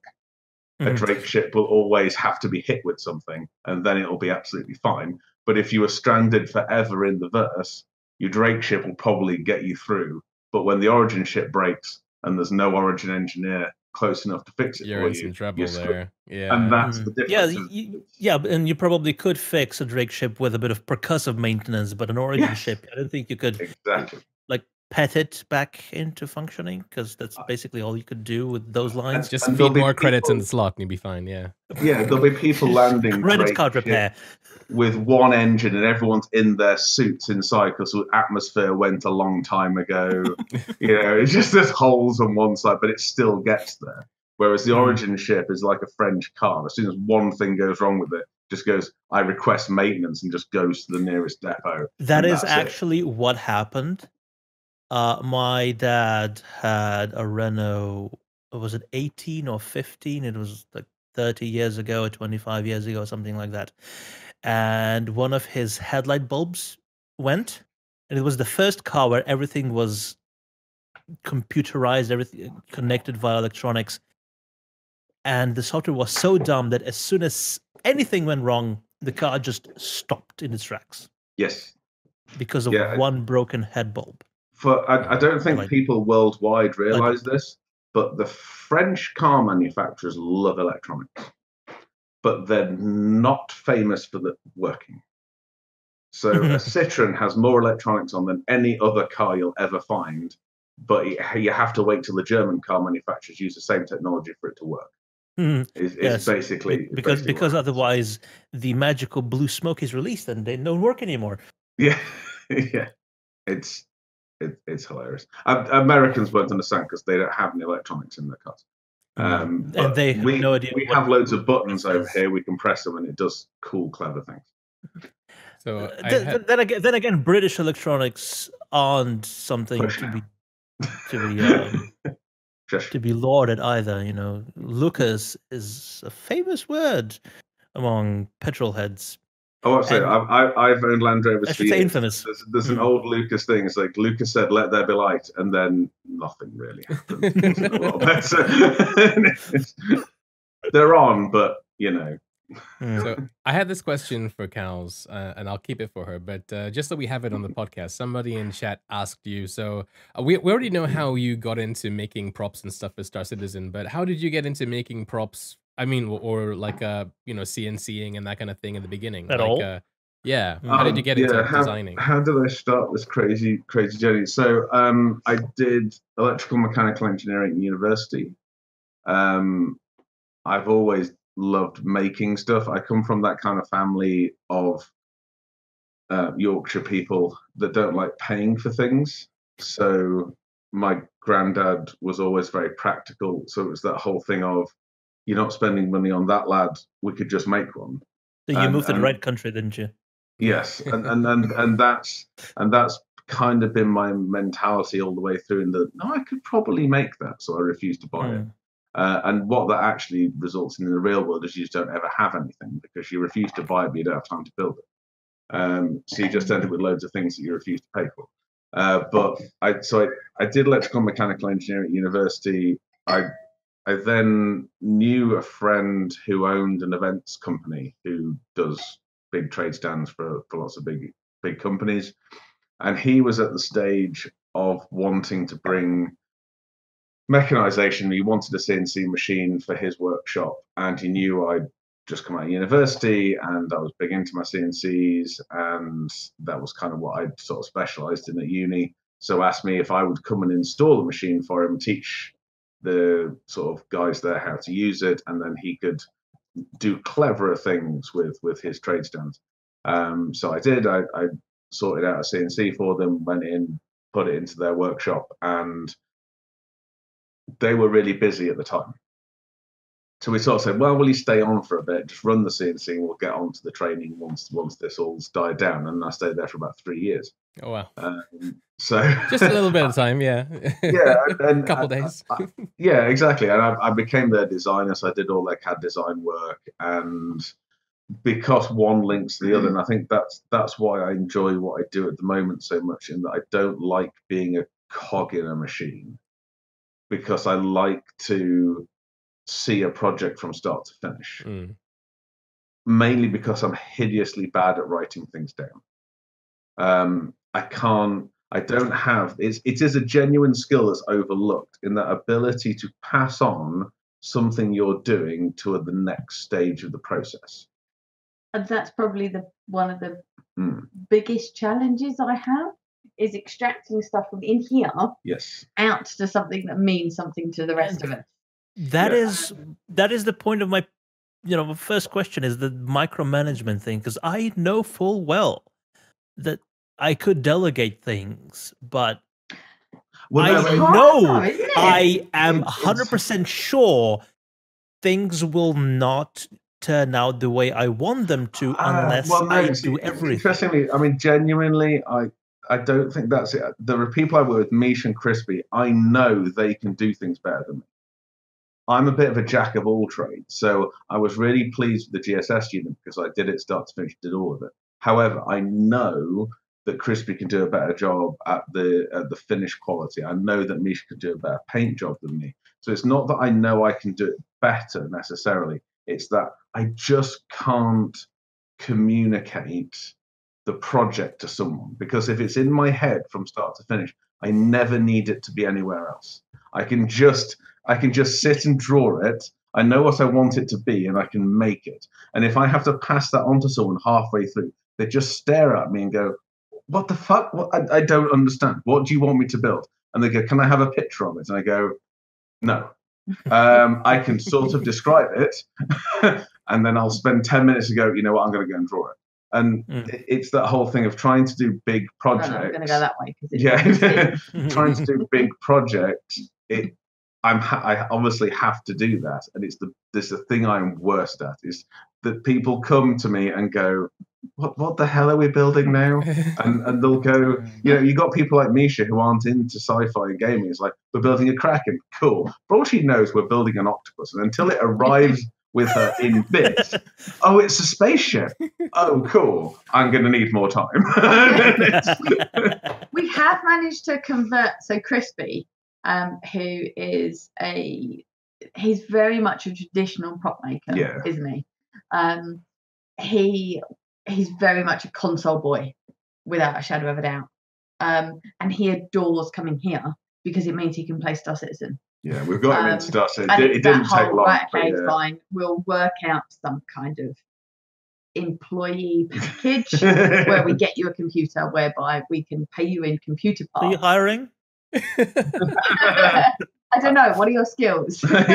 Do you live in my village? Because that's one of the prerequisites. But I have 12 years of CAD experience. Well, it's funny though, because we've got Drew, who is one of our designers in chat at the moment, and he when we came to do the Kraken, because of the timescale, I mean, we did the Dragonfly and the Kraken in under 3 months. I knew that I didn't have time to do all the CAD work for the 1 to 72 models of the Buccaneers, the crates, the forklifts, the Cutlass Black, which was huge. And it was that whole thing of, I knew I didn't have time to do it, because for anyone who thinks it's easy to 3D print CIG assets, they are so far from being wrong. CIG, just like the one we're looking at right now. Like the one we're looking at right now. And I still don't quite know how long it took, in terms of hours, how long it took me to paint that. But I know in terms of after it had been 3D printed, it still took Crispy a day to be able to actually, because it was printed in 3 parts, separate. All the turrets that come on later and the antennas and what have you are separate. But that, it still took him a day and a half. To actually put it together, and you can't see where those joint lines are. Miz will be incredibly. Miz has 15 minutes into the how long the video is. If only it really did take you 15 minutes. Pay him a lot less. It only took him 15 minutes to paint. If that's all it took you, Miz, that's all you will be paid. Oh, yeah. So yeah. That's great. But no, it takes so long to be able to get those details. There was a teeny tiny miscommunication, and that's what I will call it, in terms of the sizing of the hunter, because obviously this is the hunter that's being done. There are no pictures in the community. Yes, I'd off, Miss. You're not getting 3 years worth of pay. Nice try, honey. Nice try. But so we took the information that we got and what have you, and it was just like, right, we're about to print it. And I was like, yeah, I'm gonna double check. That's what I do. I'm just like, I'm sorry, I'm being a pain, but can we just double check this? And it's like, yeah, no, you know what? Actually, it's 33% bigger than you thought it was. So in some of these pictures, we had half printed one of the scale that we thought it was, so we sent it down to Miz for test printing. Told it was. So it's if you look in the background, there is a smaller version of the Hunter, which was the scale that we originally thought it was supposed to be at. But this is the thing. The problem with the Van Doel ships is because we've never seen them, and because the guns are very different and very organic, you've got no sense of scale. It's like you can't... kind of know how big an Aegis should be in a lot of ways. Because you know how big the bridge is. Yeah, it's like the bridge is so big, so if it's way off scale, then you'll kind of go, oh, that bridge looks a bit small. With the Van Doel, especially on a capital ship size, 30% bigger or smaller, if the designer said it was right, you sort of say, well, I'll believe you. I've got no term of reference. There's nothing that I can go, no, this can't be right because of this, because all the guns are new to us, all the shape and the design language of the Van Doel we haven't really seen properly on capital ships. Yeah, I literally have no idea how large this ship is. Looking at it from this view, it might as well be a gauntlet, or like something that goes over your arm. So how long do you think that is in game? Well, I'd say 300 meters. I was going to say that 300, yeah, because we know the two biggest one, the Kingship and the Driller, so it has to be like at least a size less than that. So maybe 300. It's you're not far off. It's 419-ish, and that's including the antennas, which are quite long. So yeah, probably the bit of the ship you're seeing at the moment is about 370, something like that. Oh, so it's got like huge spindly bits coming from. Yeah, it's got a long ass spiky bit. So you can see the smaller ship above it. Yeah. So that's how far he got with the painting before they realized. The issue is the way that we 3D print stuff is you'll see that the detail on the one that Miz is painting it probably doesn't show particularly well on this video, but actually the level of detail that you can get on a bigger model, that has to be included in each drawing. So various people have kind of said, well, you've got Hunter model, you've got an Aegis model, or you've got Javelin model. That means that you can then, I don't want one that's this big. I need to go that way. I don't want one that's this big. I want one that's that big. And it's like, well, we need to redraw the entire model, because actually things that are scalable. Yeah, they don't print well. They don't. So they need to be taken off. And when we thought that it was the tinier model, it was like, okay, can't do that. So Drew then went back in and went, well, actually, this can go on, that can go on. Yeah, I mean, Engineer did the webbing, and there's a bit of webbing. I don't know where I want to touch the screen because it doesn't help anybody. But there's a bit of webbing that we did. We kind of went, there's no point doing it because you won't see it. It won't print well. It just won't happen. But by being slightly bigger, it meant that actually we could get that webbing on there. It's worth doing it. And the thing, we could have taken a small model. Don't get me wrong, we could take the small model and just make it big. But you would end up with a lot less detail than you could have. Yeah, and then you end up with console graphics. Yes, and it's about baking the level of detail in that is feasible. And again, this model started off at 6,000 polys. So, 6 million polys. And because it's a concept model still. So this is one of the big, horrible, unrefined models that we start with. And the webbing that Kals was talking about in the voids that you have at the front of the ship. It's really hard to talk about something when you can't talk about it. There, just there. The voids that you see just there, as Miz has it on the flat, there's webbing, the sort of like organic sort of spider webbing that goes into that. And I think it's visible in the Driller trailer, like from the other side. Yeah, you get that kind of, it's a very Van Doel type, and it's all over the ship in various sizes. But it does in the model, that's a texture. Yeah, so that doesn't exist when we try and take it. Right. So we have to basically redraw that. Right. And it's like, okay, you work out what scale it is, and therefore what size is the biggest you can get away with 3D printing that still has enough integrity to be able to 3D print in the quality that you want it to be. And it's just so much trial and error. It's just nuts. It is. And we actually went over to using a flexible resin to actually do the webbing, so it could be inserted into these larger models. And it's that whole thing of the webbing doesn't exist in the model, So it's a texture. Well, there are some methods of physicalizing textures with bump maps and stuff, but we actually got Paul Jones to find us so that a lot of these textures start off as a flat 3D file.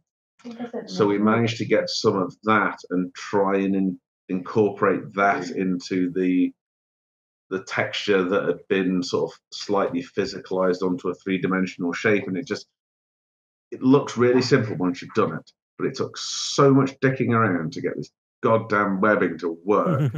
And it's just like, is it worth it? On a model this size, is it worth it? It's like, yes, because A, we want to get it right, but B, we want, so this is, I don't know how well it's going to go. So this is some of the flexible resin webbing that we did. My camera is on not autofocus anymore. But point being, it's like Dragonfly, like actual Dragonfly. I'm going to do it against the blue wall. Yeah, but it's a very flexible resin, so you can. It's basically like a rubber. So you can fold it into things, because that was the other issue with the Hunter, in that all this webbing appears sort of inside the negative spaces of the model. So if we printed it as part of the initial print, it would be, so when you print the stuff, it has scaffolding on. So the scaffolding would have been attached to the webbing, and the scaffolding would have been thicker than the webbing, because the webbing that we managed to get onto this model was about 0.3 mil. That's nothing. Yes, no, it's nothing, and that's the thing. It's just that because it's layers of webbing. So you have the thickest was about 0.8 mil, and then it went down to 0.5, and then the 0.3 layer. So you get the sort of like gradients of the webbing. Now, in the actual model in the game, it goes down and down and down and down to its sort of person width. And because this is 1 to 750 scale, a lot of detail gets thrown away. There's no way around that. Because, of course. We have somewhere. Go on, what do you want me to find now? The grey cat. We printed a grey cat at 1 to 750 scale. A 1-to-1 scale would be fantastic. No, it's just a Renault Twizy. You don't want that. It's like basically what it is. Buy one and just paint it over then, Yeah, absolutely. It's like a cross to the Renault Twizy. It would be very easy to make it run then. Just take the drivetrain. No, because it's made by Renault. So it'll only run. So it gets stored on my desk in a bell jar. In a bell jar. I don't know how well. JR is generally not allowed to touch it. No, I'm not. Oh, should have made a scene with full screen. What are you doing? There, Cam. What are you doing? All right, okay. It's going to be on my finger. You drop it, you find it. There we. Oh, not going to work. You drop it, you make it again. Can you just see the sort of shadow of it? What is that meant to be again? It's a grey cat. Oh, now, there are pictures of it which we'll post. Now, you can see the detail on this grey cat. It's about, in its entirety, about 3 to 4 millimeters long. But you can, it's not going to, maybe. Mrs. Can I paint it? You see the teeny tiny grey thing? Yeah, it's just, but you can see the wheels and the screen and the seats and everything on it. It's insane. And we kind of did this to prove the point of what this capital ship scale that we did for the reception for CIG actually means. Oh, wow. And the issue we've got, so that's the grey cat bottom left. Obviously, it's blurry as hell, but yeah. And that's a Hornet in the same scale. Hornet, same scale. So this, my brain doesn't work. So this is a grey cat at 1 to 750. 1 to 750. Yeah, and it's and that whole thing of you can see the front. That is a very you can see competent the 3D printer you've got there. The printers are good. They'll go down to 25 micron and will do stuff at that level. They are good. And the issue. That's a tiny. Yes, Super Hornet. That's a super. Yeah. That's a Super Hornet that's smaller than a real life insect hornet. Yes, no, absolutely. But this is the big issue with Star Citizen ships. The scale range of Star Citizen ships is vast. So if you want to make Star Citizen ships, you either have to have loads of different scales, throw away the fact you're going to do them to relative scale and just do them all the same rough sort of size, And Aaron was very definite that he wanted the models in reception to be a set size. He wanted them to be relative to each other. He didn't want an Idris the same size as a javelin. It's like, I completely get that, because if you're showing off your ships, you need to have a scale between them. So is that the webbing that Miz is doing right now? Yeah, so that's the webbing he's just putting in there. And so we worked out, so we got the model for the reception desk is the desks that you have in New Deal with all the ship models in, the gold ship models from New Deal. And so we took that model, we edited it so that there could be a normal height desk on the other side, because that's how the reception is set up at Winslow. We then knew how big the display case was at the front. We then knew how big the javelin was, and we scaled the javelin to as big as we could get away with for that display case at Winslow. And that was... So it is not completely to scale. Oh, no, it is completely to scale, but the scale was determined by that metric. I see. So it's like, how big can we make the javelin? How big can we get away with? Yes, so it fits in this case and doesn't look like it's been crammed in. And after jiggling things around and moving it, 1 to 750 was the largest javelin we could fit in that case. And then the Hunter is then made to the same scale. And then everything else was made to the same scale. But it was the javelin's width that determined the scale. Because its engines just go on and on and on and on. It's thick. It is, because it's got the 4 main engines and then 8 more attached to the side. Yeah. It's crazy. I can't remember how many pieces the javelin. I think I finally got it. I think I've finally taken it off the wall. But the body itself, 9 pieces plus the engine. About 28 pieces the javelin's printed in. Because each individual, there's 10 small engines, which are still sort of caterpillar size. You've done the box. Sorry, go get. I can't get out this way. This is just solid desk on this side, so I'm in a corner here. I have bits. Are you one of the corner desks from Star Citizen Outposts? No, I don't have those desks. Sadly, I can't afford them. There was honestly. There was this whole thing about artisan builders can't afford their own things, and just like just completely off topic. Another group of friends I'm involved with. Just a couple of days ago, we had a conversation about this. Almost every language has an idiom that's in Slovenian is that the blacksmith's mule is always barefoot. Yes. Yeah, and it's a bit like you never buy a car off a guy who owns a garage, because if he's selling it, it's wrecked. Right. And it's that whole agreed by the girl whose dad is a mechanic. Yeah.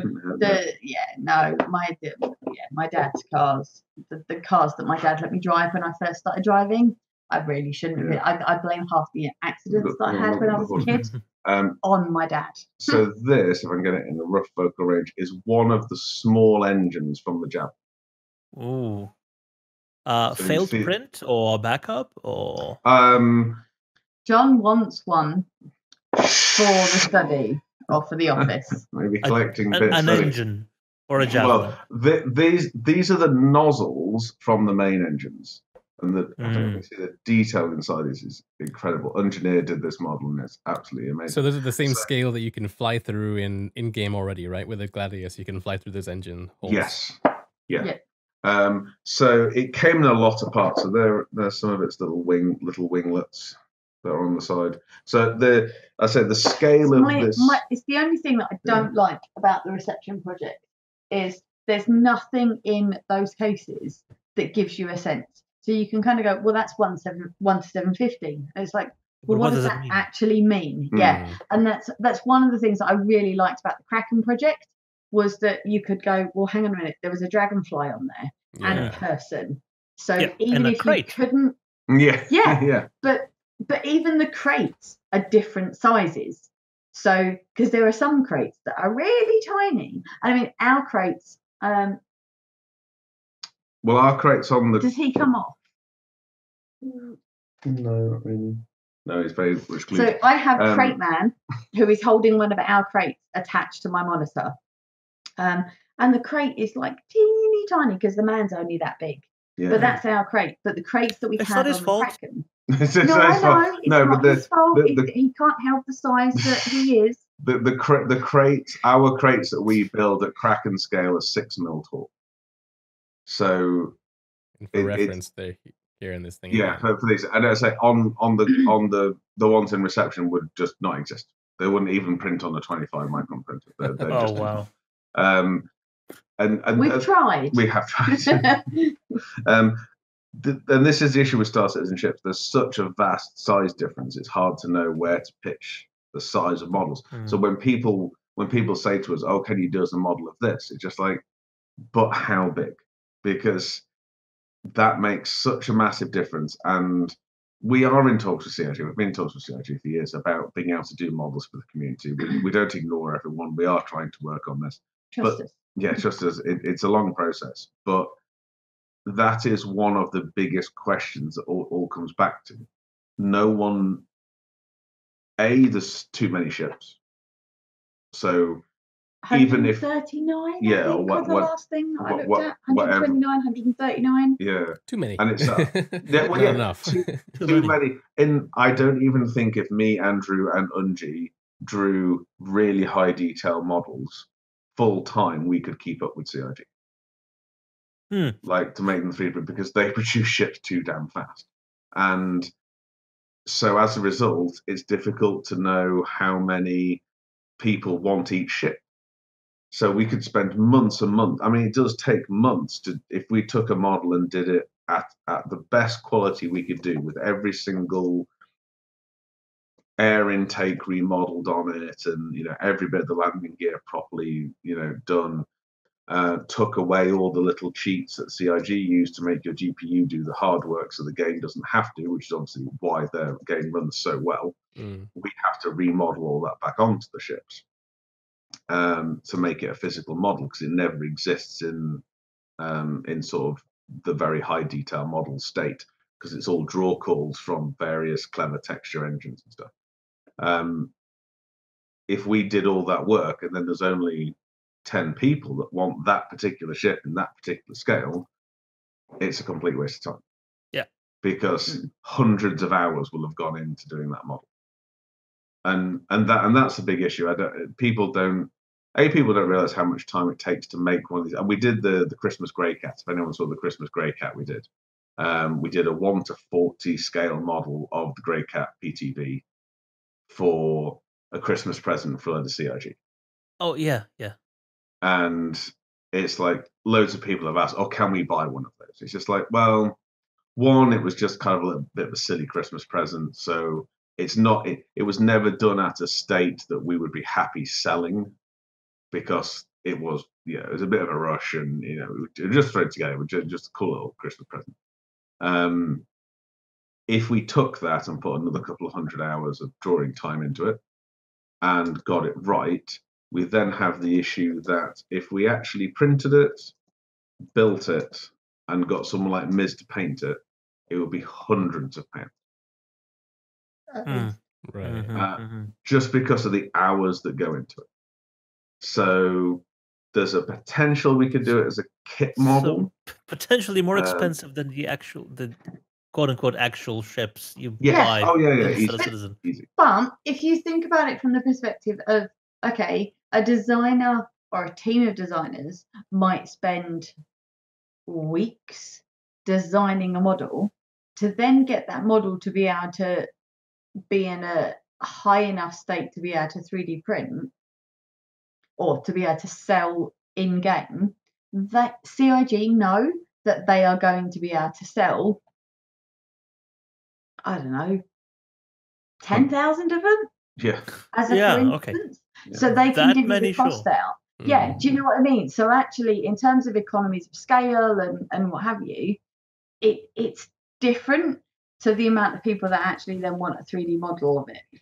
And you only have to look. And it's a learning curve. Oh, it's a learning curve. And you only have to look at, I don't know if any of you guys have got the little marine that CIG did. It's in that drawer over there.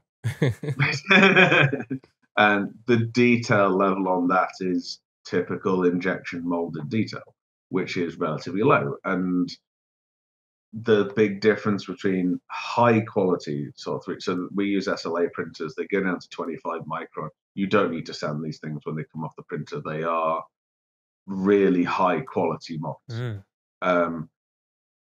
The issue is that the printers ain't cheap, and the resin is about $200 a litre. So by the time you've done all the scaffolding and stuff, which is probably about a quarter of your print volume, these models are expensive just in resin alone. That sort of detail, you can't take that model and just cast it. That's not how it works. Because so there's sort of three levels. There's 3D printing something, casting something, and injection molding something. So if you 3D print something, you can have pretty much as much detail as you like.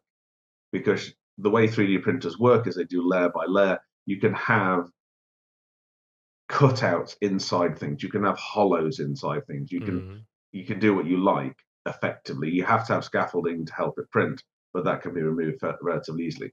If you cast something, and you sort of like Forge World type cast stuff, they're using a flexible silicon for their molding. So as you peel it out the mold, the silicon does have quite a lot of expansion and stretch. So you can make models that have what are called undercuts in the model. So it will come out of those recesses because you kind of force the silicon out. And the silicon will only last for, say, 20 molds, and then you throw it away because the little detaily bits will start to break off. If you want to injection mold something, which is realistically the only way you can mass produce something on the scales of tens to thousands, everything has to be convex. Exactly, because they're done in aluminium mold, so there's no flex at all. So it's a 2 or 3 part aluminium mold that comes apart. And if you imagine your model has to be the aluminium has to be able to open like sort of like two bits of aluminium coming together, and nothing of that model can get broken off when it does that. So you can't have any undercuts at all. So you have a very simplistic model. And if you actually take one of those CIG Marines and pull its head and arms off, you will see the low level of detail that you can get. And if you look at the joins where his arms go into the body and everything, they're very dirty joins. You can see them from a distance. Don't pull arms and heads off Marines, kids. Well, he's an explorer. It's fine. You can just pretend you're a sandworm and just. All right. Okay. And that's the thing. And yes, there are better injection molding methods, but there is always a limitation of mass-produced stuff by the physics of how molding works. So you can't just get a 3D printed model and go, well, I want 100,000 of them, so it'll be much cheaper. Cool. You could get it sent abroad and be done slightly cheaper on other people's printers, but you can't get it to injection molded levels of cheapness because you can't make that model in that way. So, and we're always going to be at the very expensive end of models if we do models, because we are going to 3D print everything at exceedingly high resolution. So if you want a really, really high detail model where we have remodeled every bit of that ship that we can physically get back on that model and printed at really high quality, then that's what we're going to be able to do. But don't expect it to be Warhammer type prices, because even Warhammer are molded and are selling tens of thousands. So I suppose it kind of goes back to what you said before, like you are not able to crowdfund with the company, so it'll be a bit more difficult to kind of get out the door. You might have to like work with CIG in order to establish. Yeah, I mean, we took the Grey Cat model that we gave them as Christmas presents, and we've taken that as a bit of a prototype and what have you. And we're currently discussing that with CIG and whatnot. Yeah, that will give us, if that is a goer and that goes ahead, that will give us the evidence to be able to say to CIG, look, this is a Grey Cat model. The Grey Cat is only really popular with those people that are core Star Citizen. Do you know what I mean? That kind of like, do you know what I mean? Yeah, no, totally. It's and the only like, thing you could use. I wasn't there at that point, but I can still totally identify with that. This is the only thing I can do. Therefore, I'm going to do something with this. That core is still very much clear in terms of the heart and soul of Star Citizen and the community. If they do say yes and it goes well, then actually there's a reasonable chance that we can go, well, okay, this is how many we were able to sell of this particular kit model or what have you, if it ends up happening. Therefore, we can reduce the cost. At the moment, we have to take the hit and kind of go, maybe if they say yes, we might sell 100, 200, 250, 500, 500. You've got to pick a number. There's no market research for kind of going, well, let's trial this project because there is nothing like it. So, in terms of the business hat that I try and wear, of kind of going, well, what's the margin on this? And I'm like, I have no clue. Because and it's like how many hundreds, and it is hundreds of hours that goes into these. And the other thing is that we want to be able to take stuff to the community. Oh yeah, no, I so want to be able to bring. I love the community. That's why the community and your passion for this crazy, insane project that you love, and then everybody else's. It's just like, okay, let's see what we can do with this. The other thing that people, it's cool. And the other thing that people forget inside this community is this is a lot smaller than it feels. The Star Citizen community is the best gaming community in the world, in my opinion. 42.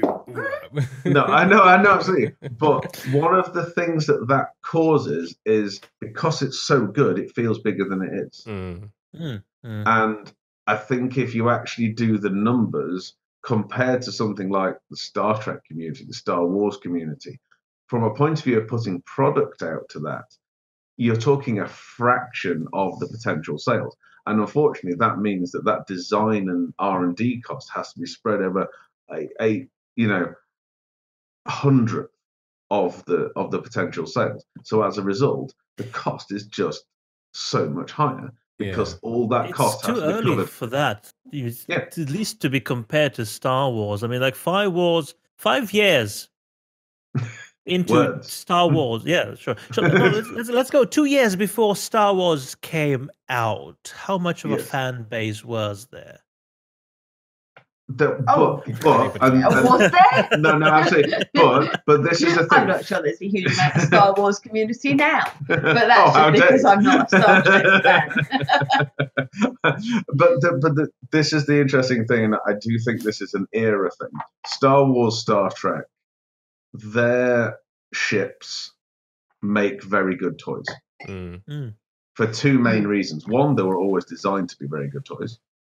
And two, the original film work relied on them making physical models of. Yeah. So, yes, okay, there were very, very intricate models. The Industrial Light and Sound did some amazing work on them, but they still had to physically build a model of it for filming. Right. And that means making a toy of it is quite a bit easier because you were always constrained by physically having to build it.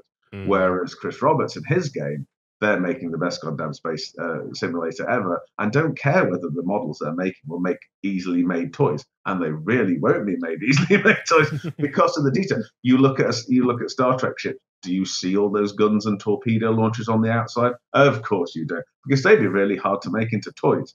So as a result, they're all hidden away in the phasers just come out of round bits. Whereas Star Citizen ships, you see every pipe on a Drake ship. You see all the guns, and the guns are really small compared to the ships.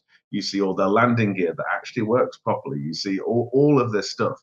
And if it's not modeled on the models that we get as, as ship models from Star Citizen, we'll be disappointed because it won't be the same fidelity as we see in game.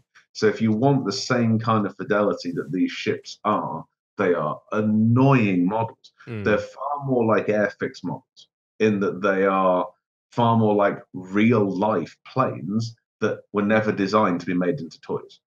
And Star Citizen ships are far more like real-life ships than normal sci-fi ships are. Yeah, but airfix models exist. They do, but they're still selling millions of each model. Millions of each one. So Exactly. all the research and development to make it and break you it down so it could be put together individually. And we are talking the Grey Cat kit model we've played around with is in about 30 parts. And that's not a complicated model. Do you know what I mean? So I suppose there's also sorry, go on. No, I was going to say it's the same scale as the one that we gave for Christmas as Christmas presents. It's 1:40 scale. Mm-hmm. We've tweaked it a little bit. We've made it slightly easier to put together. And it has real rubber tires, doesn't it? It has, and the treads from Lego. No, from printable rubber. I don't know why it surprises me, but each spring on each of the 4 wheels is different. Yes, the springs are slightly different, but they're actually fully modeled, and that's the thing. They're fully modeled. The Grey Cat is stupid. So I guess it wasn't modeled symmetrically. But it's the fundamental of every ship that is built. It's that kind of like that minutiae of detail. It's fantastic, and it's what makes the ship. It's currently probably the oldest model that's still existing in the game. Yeah, it probably is. No, they are symmetrical, but they're symmetrical left to right and front to back. So each corner is different. Oh, so each corner has to be. Nobody knows that. You could just make 4 identical ones. Yeah, but that wouldn't be JRDF, though, would it? No, it wouldn't. Well, it would be him. But you can't. But what I'm trying to say is, if you have 4 3D printed pieces, even if they were actually identical models, but were just mirrored left to right, front to back to make the 4 corners of the vehicle, as 3D printed parts, they still are separate and different. You can't just mirror them for scaffolding and stuff. You still have to print and set up the print for each one individually. Like, for instance, so they are all different. Take the model apart, but you look at the 4 wheels and you kind of go, okay, all right, even if 2 of them are exactly the same, if you were to do all 4 of them exactly the same, you couldn't, because although you might be able to go, hang on a minute, the inside of that one and that one is the same, that one's not.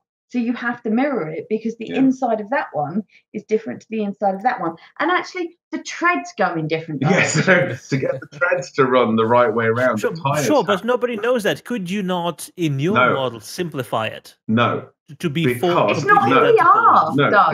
Okay, sure.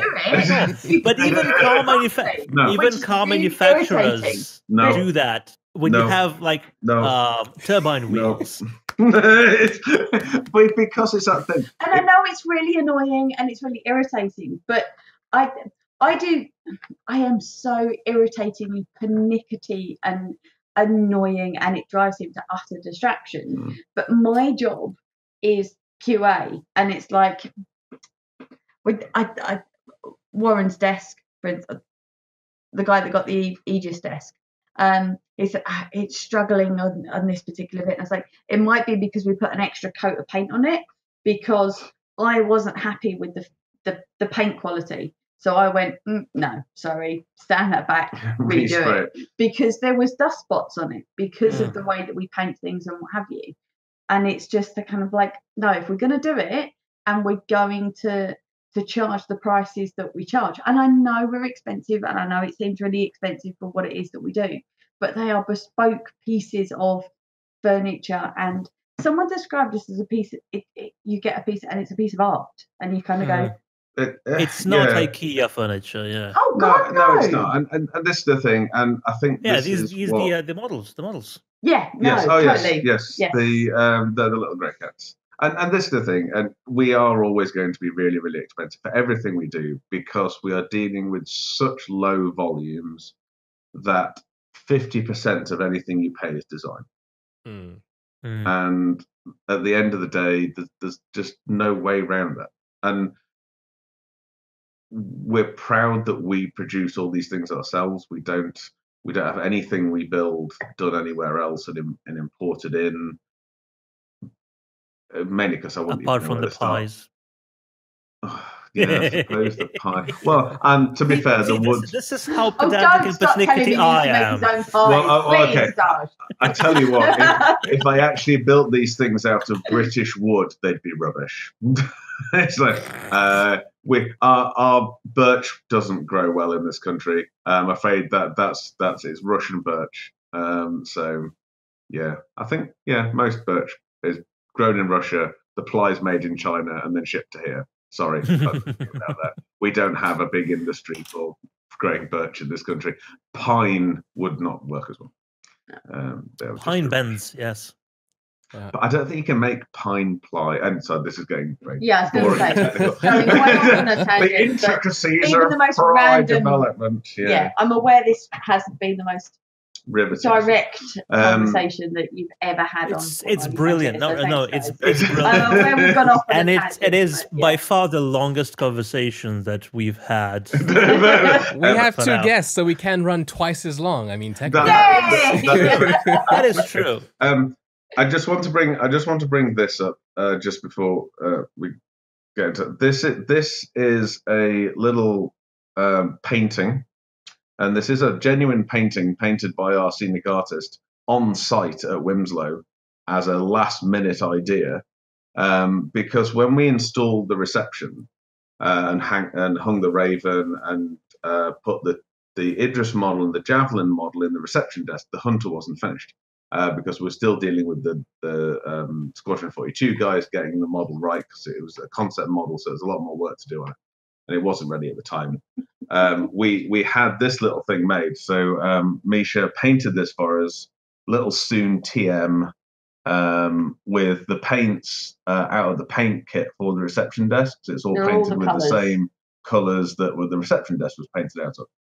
And what we thought we would do with this is, over the next however many months it takes me to do it, is get as many little signatures from the CIG people as I can onto this, and so with a little tiny white little white pen, and probably a tiny silver sharp, or either. I don't think Sharpie does a really teeny tiny one, but some silver gel pens. So we'll JRDF will sign the back along. You can already see Misha's tag already filled the back. On the back, we'll get a small black pen. I'll see how many. I know I'll be able to get CitizenCon. I'll be able to get Brian Chambers and Aaron and Paul Jones and all those guys to sign it. I'll see if I can get Chris on it as well and a couple of other guys. And then we shall give it away for some kind of charity event this year for whatever streamers and stuff are running a charity event. So any streamers out there that want to run a charity event, I'll get this signed by a load of people and we'll give that away from JRDF because I think that's quite cool. And it'll be a little Soon TM signed piece of art for your desk. So I'd like to take this moment to announce the charity for Maya. God, I look forward to seeing the fake charity that you create for this. We have a website. We must be legit. Maya's in need. Maya's in need. Be great. Red Hat's in need. Hats without borders, exactly. It's you've got a red hat rather than red nose, so it'll be fine. But I thought you said grey cats in need. Oh, that'd be awesome. No, we'll get that signed and we'll put that to good use. Yeah. I'm really impressed that actually our cats have not been in and annoyed us tonight. They've been around, but they've not joined the stream. They usually join the stream because we're not paying them enough attention. So I have this one question. I've had it for a while now for Kals, really. So on your on this main website here for Meet the Team, JR says that his dream was his dream is to make a Stargate, right? Like a replica Stargate. And earlier you were like, no, that's definitely not gonna happen. But earlier on, JR said he made the Grey Cat like cupboard thing without even knowing there was a convention. So what made you allow him to do that? Like, where do you think that was going to be going before he was like, oh, they can have it? No, see, he was so... We still work with the company that he used to work with. We still do. They helped us hang the Raven. Right. I love the company that he used to work for. The two guys that we deal with They are lovely. Matt and Ian, you're never going to watch this, so I don't need to tell you that I love you. But yeah, it's just kind of like breakfast.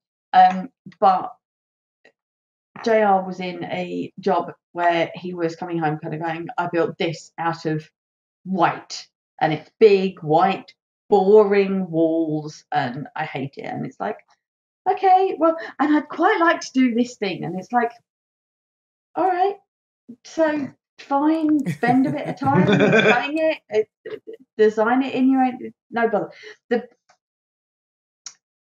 When you're cutting stuff on a CNC, it's just as efficient to watch 3 CNC machines, because you just basically need to be there. Right. To just watch them to make sure that the bit doesn't actually go where it shouldn't do, and the machine doesn't set fire to the wood, and the entire building just burns down. As soon as you turn your back on a CNC machine, it burns everything down. It's sod's law. So he'd sit there and kind of, he'd have drawn what it was that he was supposed to be drawing, and then kind of be sitting there and be paid to be twiddling his thumbs. So it's like, can I do this thing? And it's like, all right. In that kind of very female patronizing way that you do. And it was like, right, okay. And he's like, well, I'd quite like to actually paint it. And it's like, okay, fine. Yep, you can buy the paint and buy the vinyls and whatever to be able to do it, and this, that, and the other. And yes, all right, if it needs a pie screen to be able to do X, Y, all and Z, these LEDs. That's fine. And he then said, so there's this, and I remember him coming home kind of going, so there's this thing in Manchester, and I'd really like to go, and I want to, I could, wow. It generally doesn't, no, I'm sorry. It generally doesn't do the whole hyperventilating thing. That's me. That's me when I'm excited about things and what have you. And it's like, all right, if you really must. I'm not going with you. It's like, yeah, no, totally. It's just like, you want to take can I rock a band down and just take it? And this is why Kals is the first on the list and the Meet the Team page, not JR. No, absolutely. We have this joke. We try not to take ourselves too seriously. We're quite. We don't want to be that kind of like very highfalutin. We're quite good fun. We do our best. We'll be out. We're really looking forward to this year's CitizenCon, for instance. Oh, it's because gonna be amazing. we're not.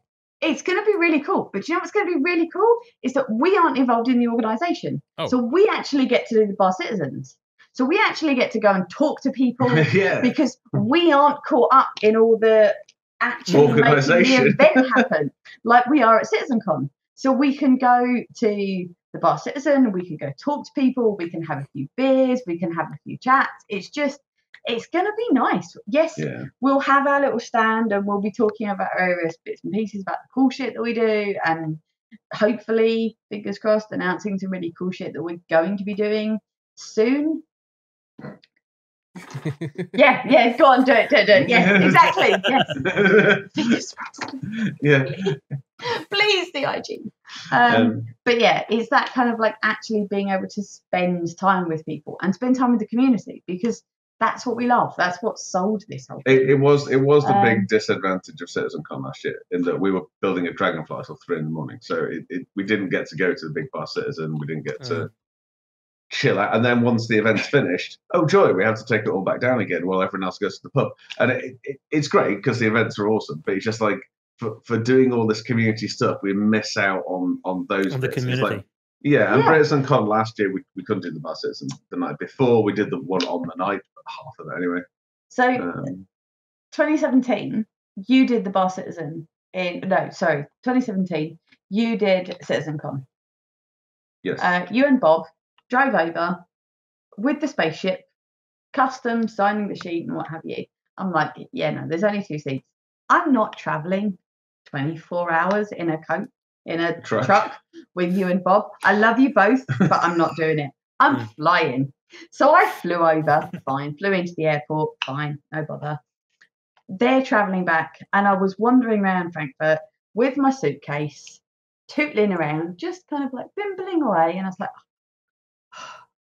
this was before you were really into Star Citizen. This was totally before I was into Star Citizen. And I kind of looked and I went, looked at my map and I was like, the Bar Citizen's like 2 minutes away. I really should just go, just to kind of put my face in. I'm on my way to the airport. I've got 4 hours till I need to leave for the airport, so I can go for a few beers. Fine. I ended up moving my flight to the following day because I had so much fun at the Bar Citizen and the community, and I loved it, that I just kind of went, you know what? I'm going home. And I ended up not flying back to Glasgow. I ended up flying back to Manchester, and you had to pick me up from the airport. Just because of how amazing the community was and just how lovely and just... And you couldn't blame her, could you? No. No, absolutely. And she got to hug Chris, and I didn't. I did. I went, you have no idea who I am, but I hug people. So can I have a hug? And he went, okay. And just hugged me. He didn't have any choice at that. No, he really didn't. I think that was. That was the bit. It was probably that CitizenCon and that Bar Citizen that just made me go, you know what? Yeah. And that's what CitizenCon. I'm really looking forward to CitizenCon this year because I actually get in proper time to socialise and stuff. Which would be nice. I won't. Well, I mean, until the end. Mm. Oh, well. You're gonna get so drunk at the after party. Maybe. You're coming to the Bar Citizen the night before, though, aren't you, Maya? I will be, yeah, but I'll be emceeing on the day, so I. Yeah, I was going to say, but you won't need to. You won't need to be setting up. Probably shouldn't. It doesn't start till like lunchtime-ish. Yeah, I'm sure it's lunchtime. It's fine. You don't need to be there. Just get because he'll have to set up the stands, bring the recipe for the best hangover remedy you can, just to help. Yeah, just in case. You're Bloody Mary. I hear Bloody Marys. But I fighting fire with fire. I take it you're looking forward to CitizenCon, looking forward to emceeing. Yeah, I mean, it'll be the first time that I've done something like that, but I think that emceeing is more or less just streaming. For some reason, I can do this. I can talk with people for ages and like public speak, but I can't do YouTube videos. Like, I just can't talk to myself. It's weird. I don't listen to myself. You'll probably know 50% of the people there, I think, by now. Most people, yeah. Most people. Just think of it as streaming. Yeah, no. Yeah, instead of a small webcam, you're looking into this huge monstrosity of a camera with people behind it. This huge sea of just people looking at. Yeah, it's gonna be okay. Basically, a live podcast. You know? Yeah, it's not. It's, to be fair, it's not the people in the audience you need to worry about. It's the CIG people at the back you got to watch. So we have so there's a contingent from Paraverse coming over to CitizenCon to just kind of like, they're basically streaming the whole thing and what have you. And I had a message from one of the organisers to kind of go, are there really only 2 devs from CIG coming? And I was like, no, seriously, there are so many devs that will come from CIG that they won't put an announcement out for every single one of them. It's just like, no, there will just be, no. Well, now you've done it. So but I kind of went, no. Yeah, there's loads. There's at least a dozen that I can think of that I've spoken to that will come, are coming. For those who go to the Britain, I think it's CitizenCon.uk. If you go there, I mean, you might see that maybe Brian's there and maybe another dev is there too. But as Kals says, quite a lot of them go because like it's at the end of a work day and it's right next to the studio anyway. So it's just like, may as well go. Yeah. I think that a ton went and it was a lot of good fun. It was a lot of good fun for sure. And I will also point out that a lot of them are Northerners and CIG pay for their drinks. So that alone, even if there wasn't a CIG or Star Citizen event going on, wristbands. Yeah. Even if there was nothing to do with Star Citizen there, and they just got told there's a hotel with free beer, they'll probably rock up anyway. So that's where the back of money's going. Yeah. Right. And on that note, CIG Wilmslow drinks the funding money dry. Well. Anyway, we could give it a go. We'll give it a go. It's approaching the 2-hour mark of what is usually a 1-hour show. 2 people. People. That is true. Thank you, guys. We love you. And I hate to do this, but we must wrap things up because it's already tomorrow for me. It's approaching tomorrow for you guys. It is 1 minute to tomorrow. Yes. But in any case, thank you for having us. Thank you very much for having us and letting us just ramble and chat. And thank you for taking the words out of my mouth. I was going to say, thank you so much for coming on the show. It's been a long time coming. This double entendre. Well done. But because we'll do it a bit more frequently, and then we'll stop rambling and going over stuff that we did last year. If we kind of it has been over a year since talk about this last thing. visit. Yeah. Yes, yeah. But no, the reason why it's been so late is because we were waiting for clearance from CIG to talk about certain things like the painting of the Vandal Hunter video that we saw previously. But we should do this as soon as possible. Maybe after CitizenCon, so you could share the the adventures, because I won't be going. Are you free tomorrow? Oh no! Oh no! I'm really looking forward to so the CitizenCon thing. I didn't know that people were going to be collecting their mementos and stuff from us on the day. So actually, I'm planning on kind of like actually getting a bit of a stream of people actually getting their little freelancer Macs on their personalised little plate and what have you from behind us. So that'll be quite sweet, of just kind of like people kind of like, oh, that's really cool, it's got my name on it. It's like, yeah, of course it's got your name in it, because that's your handling game.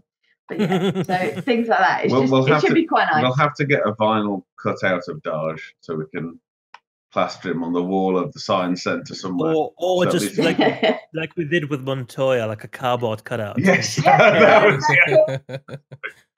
is CitizenCon? People can pose with you. 27th of April. That is still time enough for me to get a high resolution of photo and send it to you, so you can. Absolutely. Do it. I will make sure that it fits in the van. Yeah, you'll no be, issues. You'll be there in spirit. Montoya one was foldable. I was actually driving him around in my Audi, so van would be no problem. I had a Yoda once. Yeah. That I could fold down and take him around. So yeah, it's like we can have Daj on one side and Yoda on the other, and just both. Like, yay! But Yoda's this tall. I mean, well, all right. You haven't seen how tall we're going to print. You haven't seen how tall we're going to print you yet. It's all about the scale. A portable Daj. Yeah, you'll be like a mini Daj. 1 to 750, right? Yeah. Anyway, Bye, guys. Go to JRDF Fabrications? No, JRFabrications.co.uk to find out more stuff about these wonderful people. You can send them an email. You can order a crate or two and find out more about them. But unfortunately, it's time for us to wrap up. I lied before. It is not approaching 2 hours. It's way past the 2-hour mark. So even then, we are, even by the virtue of being 2 people, we are stretching it. I have been Darionator. Over there on the other side, wearing the stylish red hat, has been Meyer. And in between, the guests of the hour, JR and Kals, or Kals and JR, as it says over there on the overlay. Again, JRFabrications.co.uk. No S. It's JR Fabrication. Fabrication. I will be putting the link in the description below, and I will and I will run it past by Kals just to make sure it is correct. Even though I will click it myself and see that it takes me to the right website, I will not be 100% sure until I run it past her. But this has been Fortnightly Frontier with the feature Beyond the Frontier. Let's see. Totally beyond. Bye. Oh, this is my cue. Okay, there we go.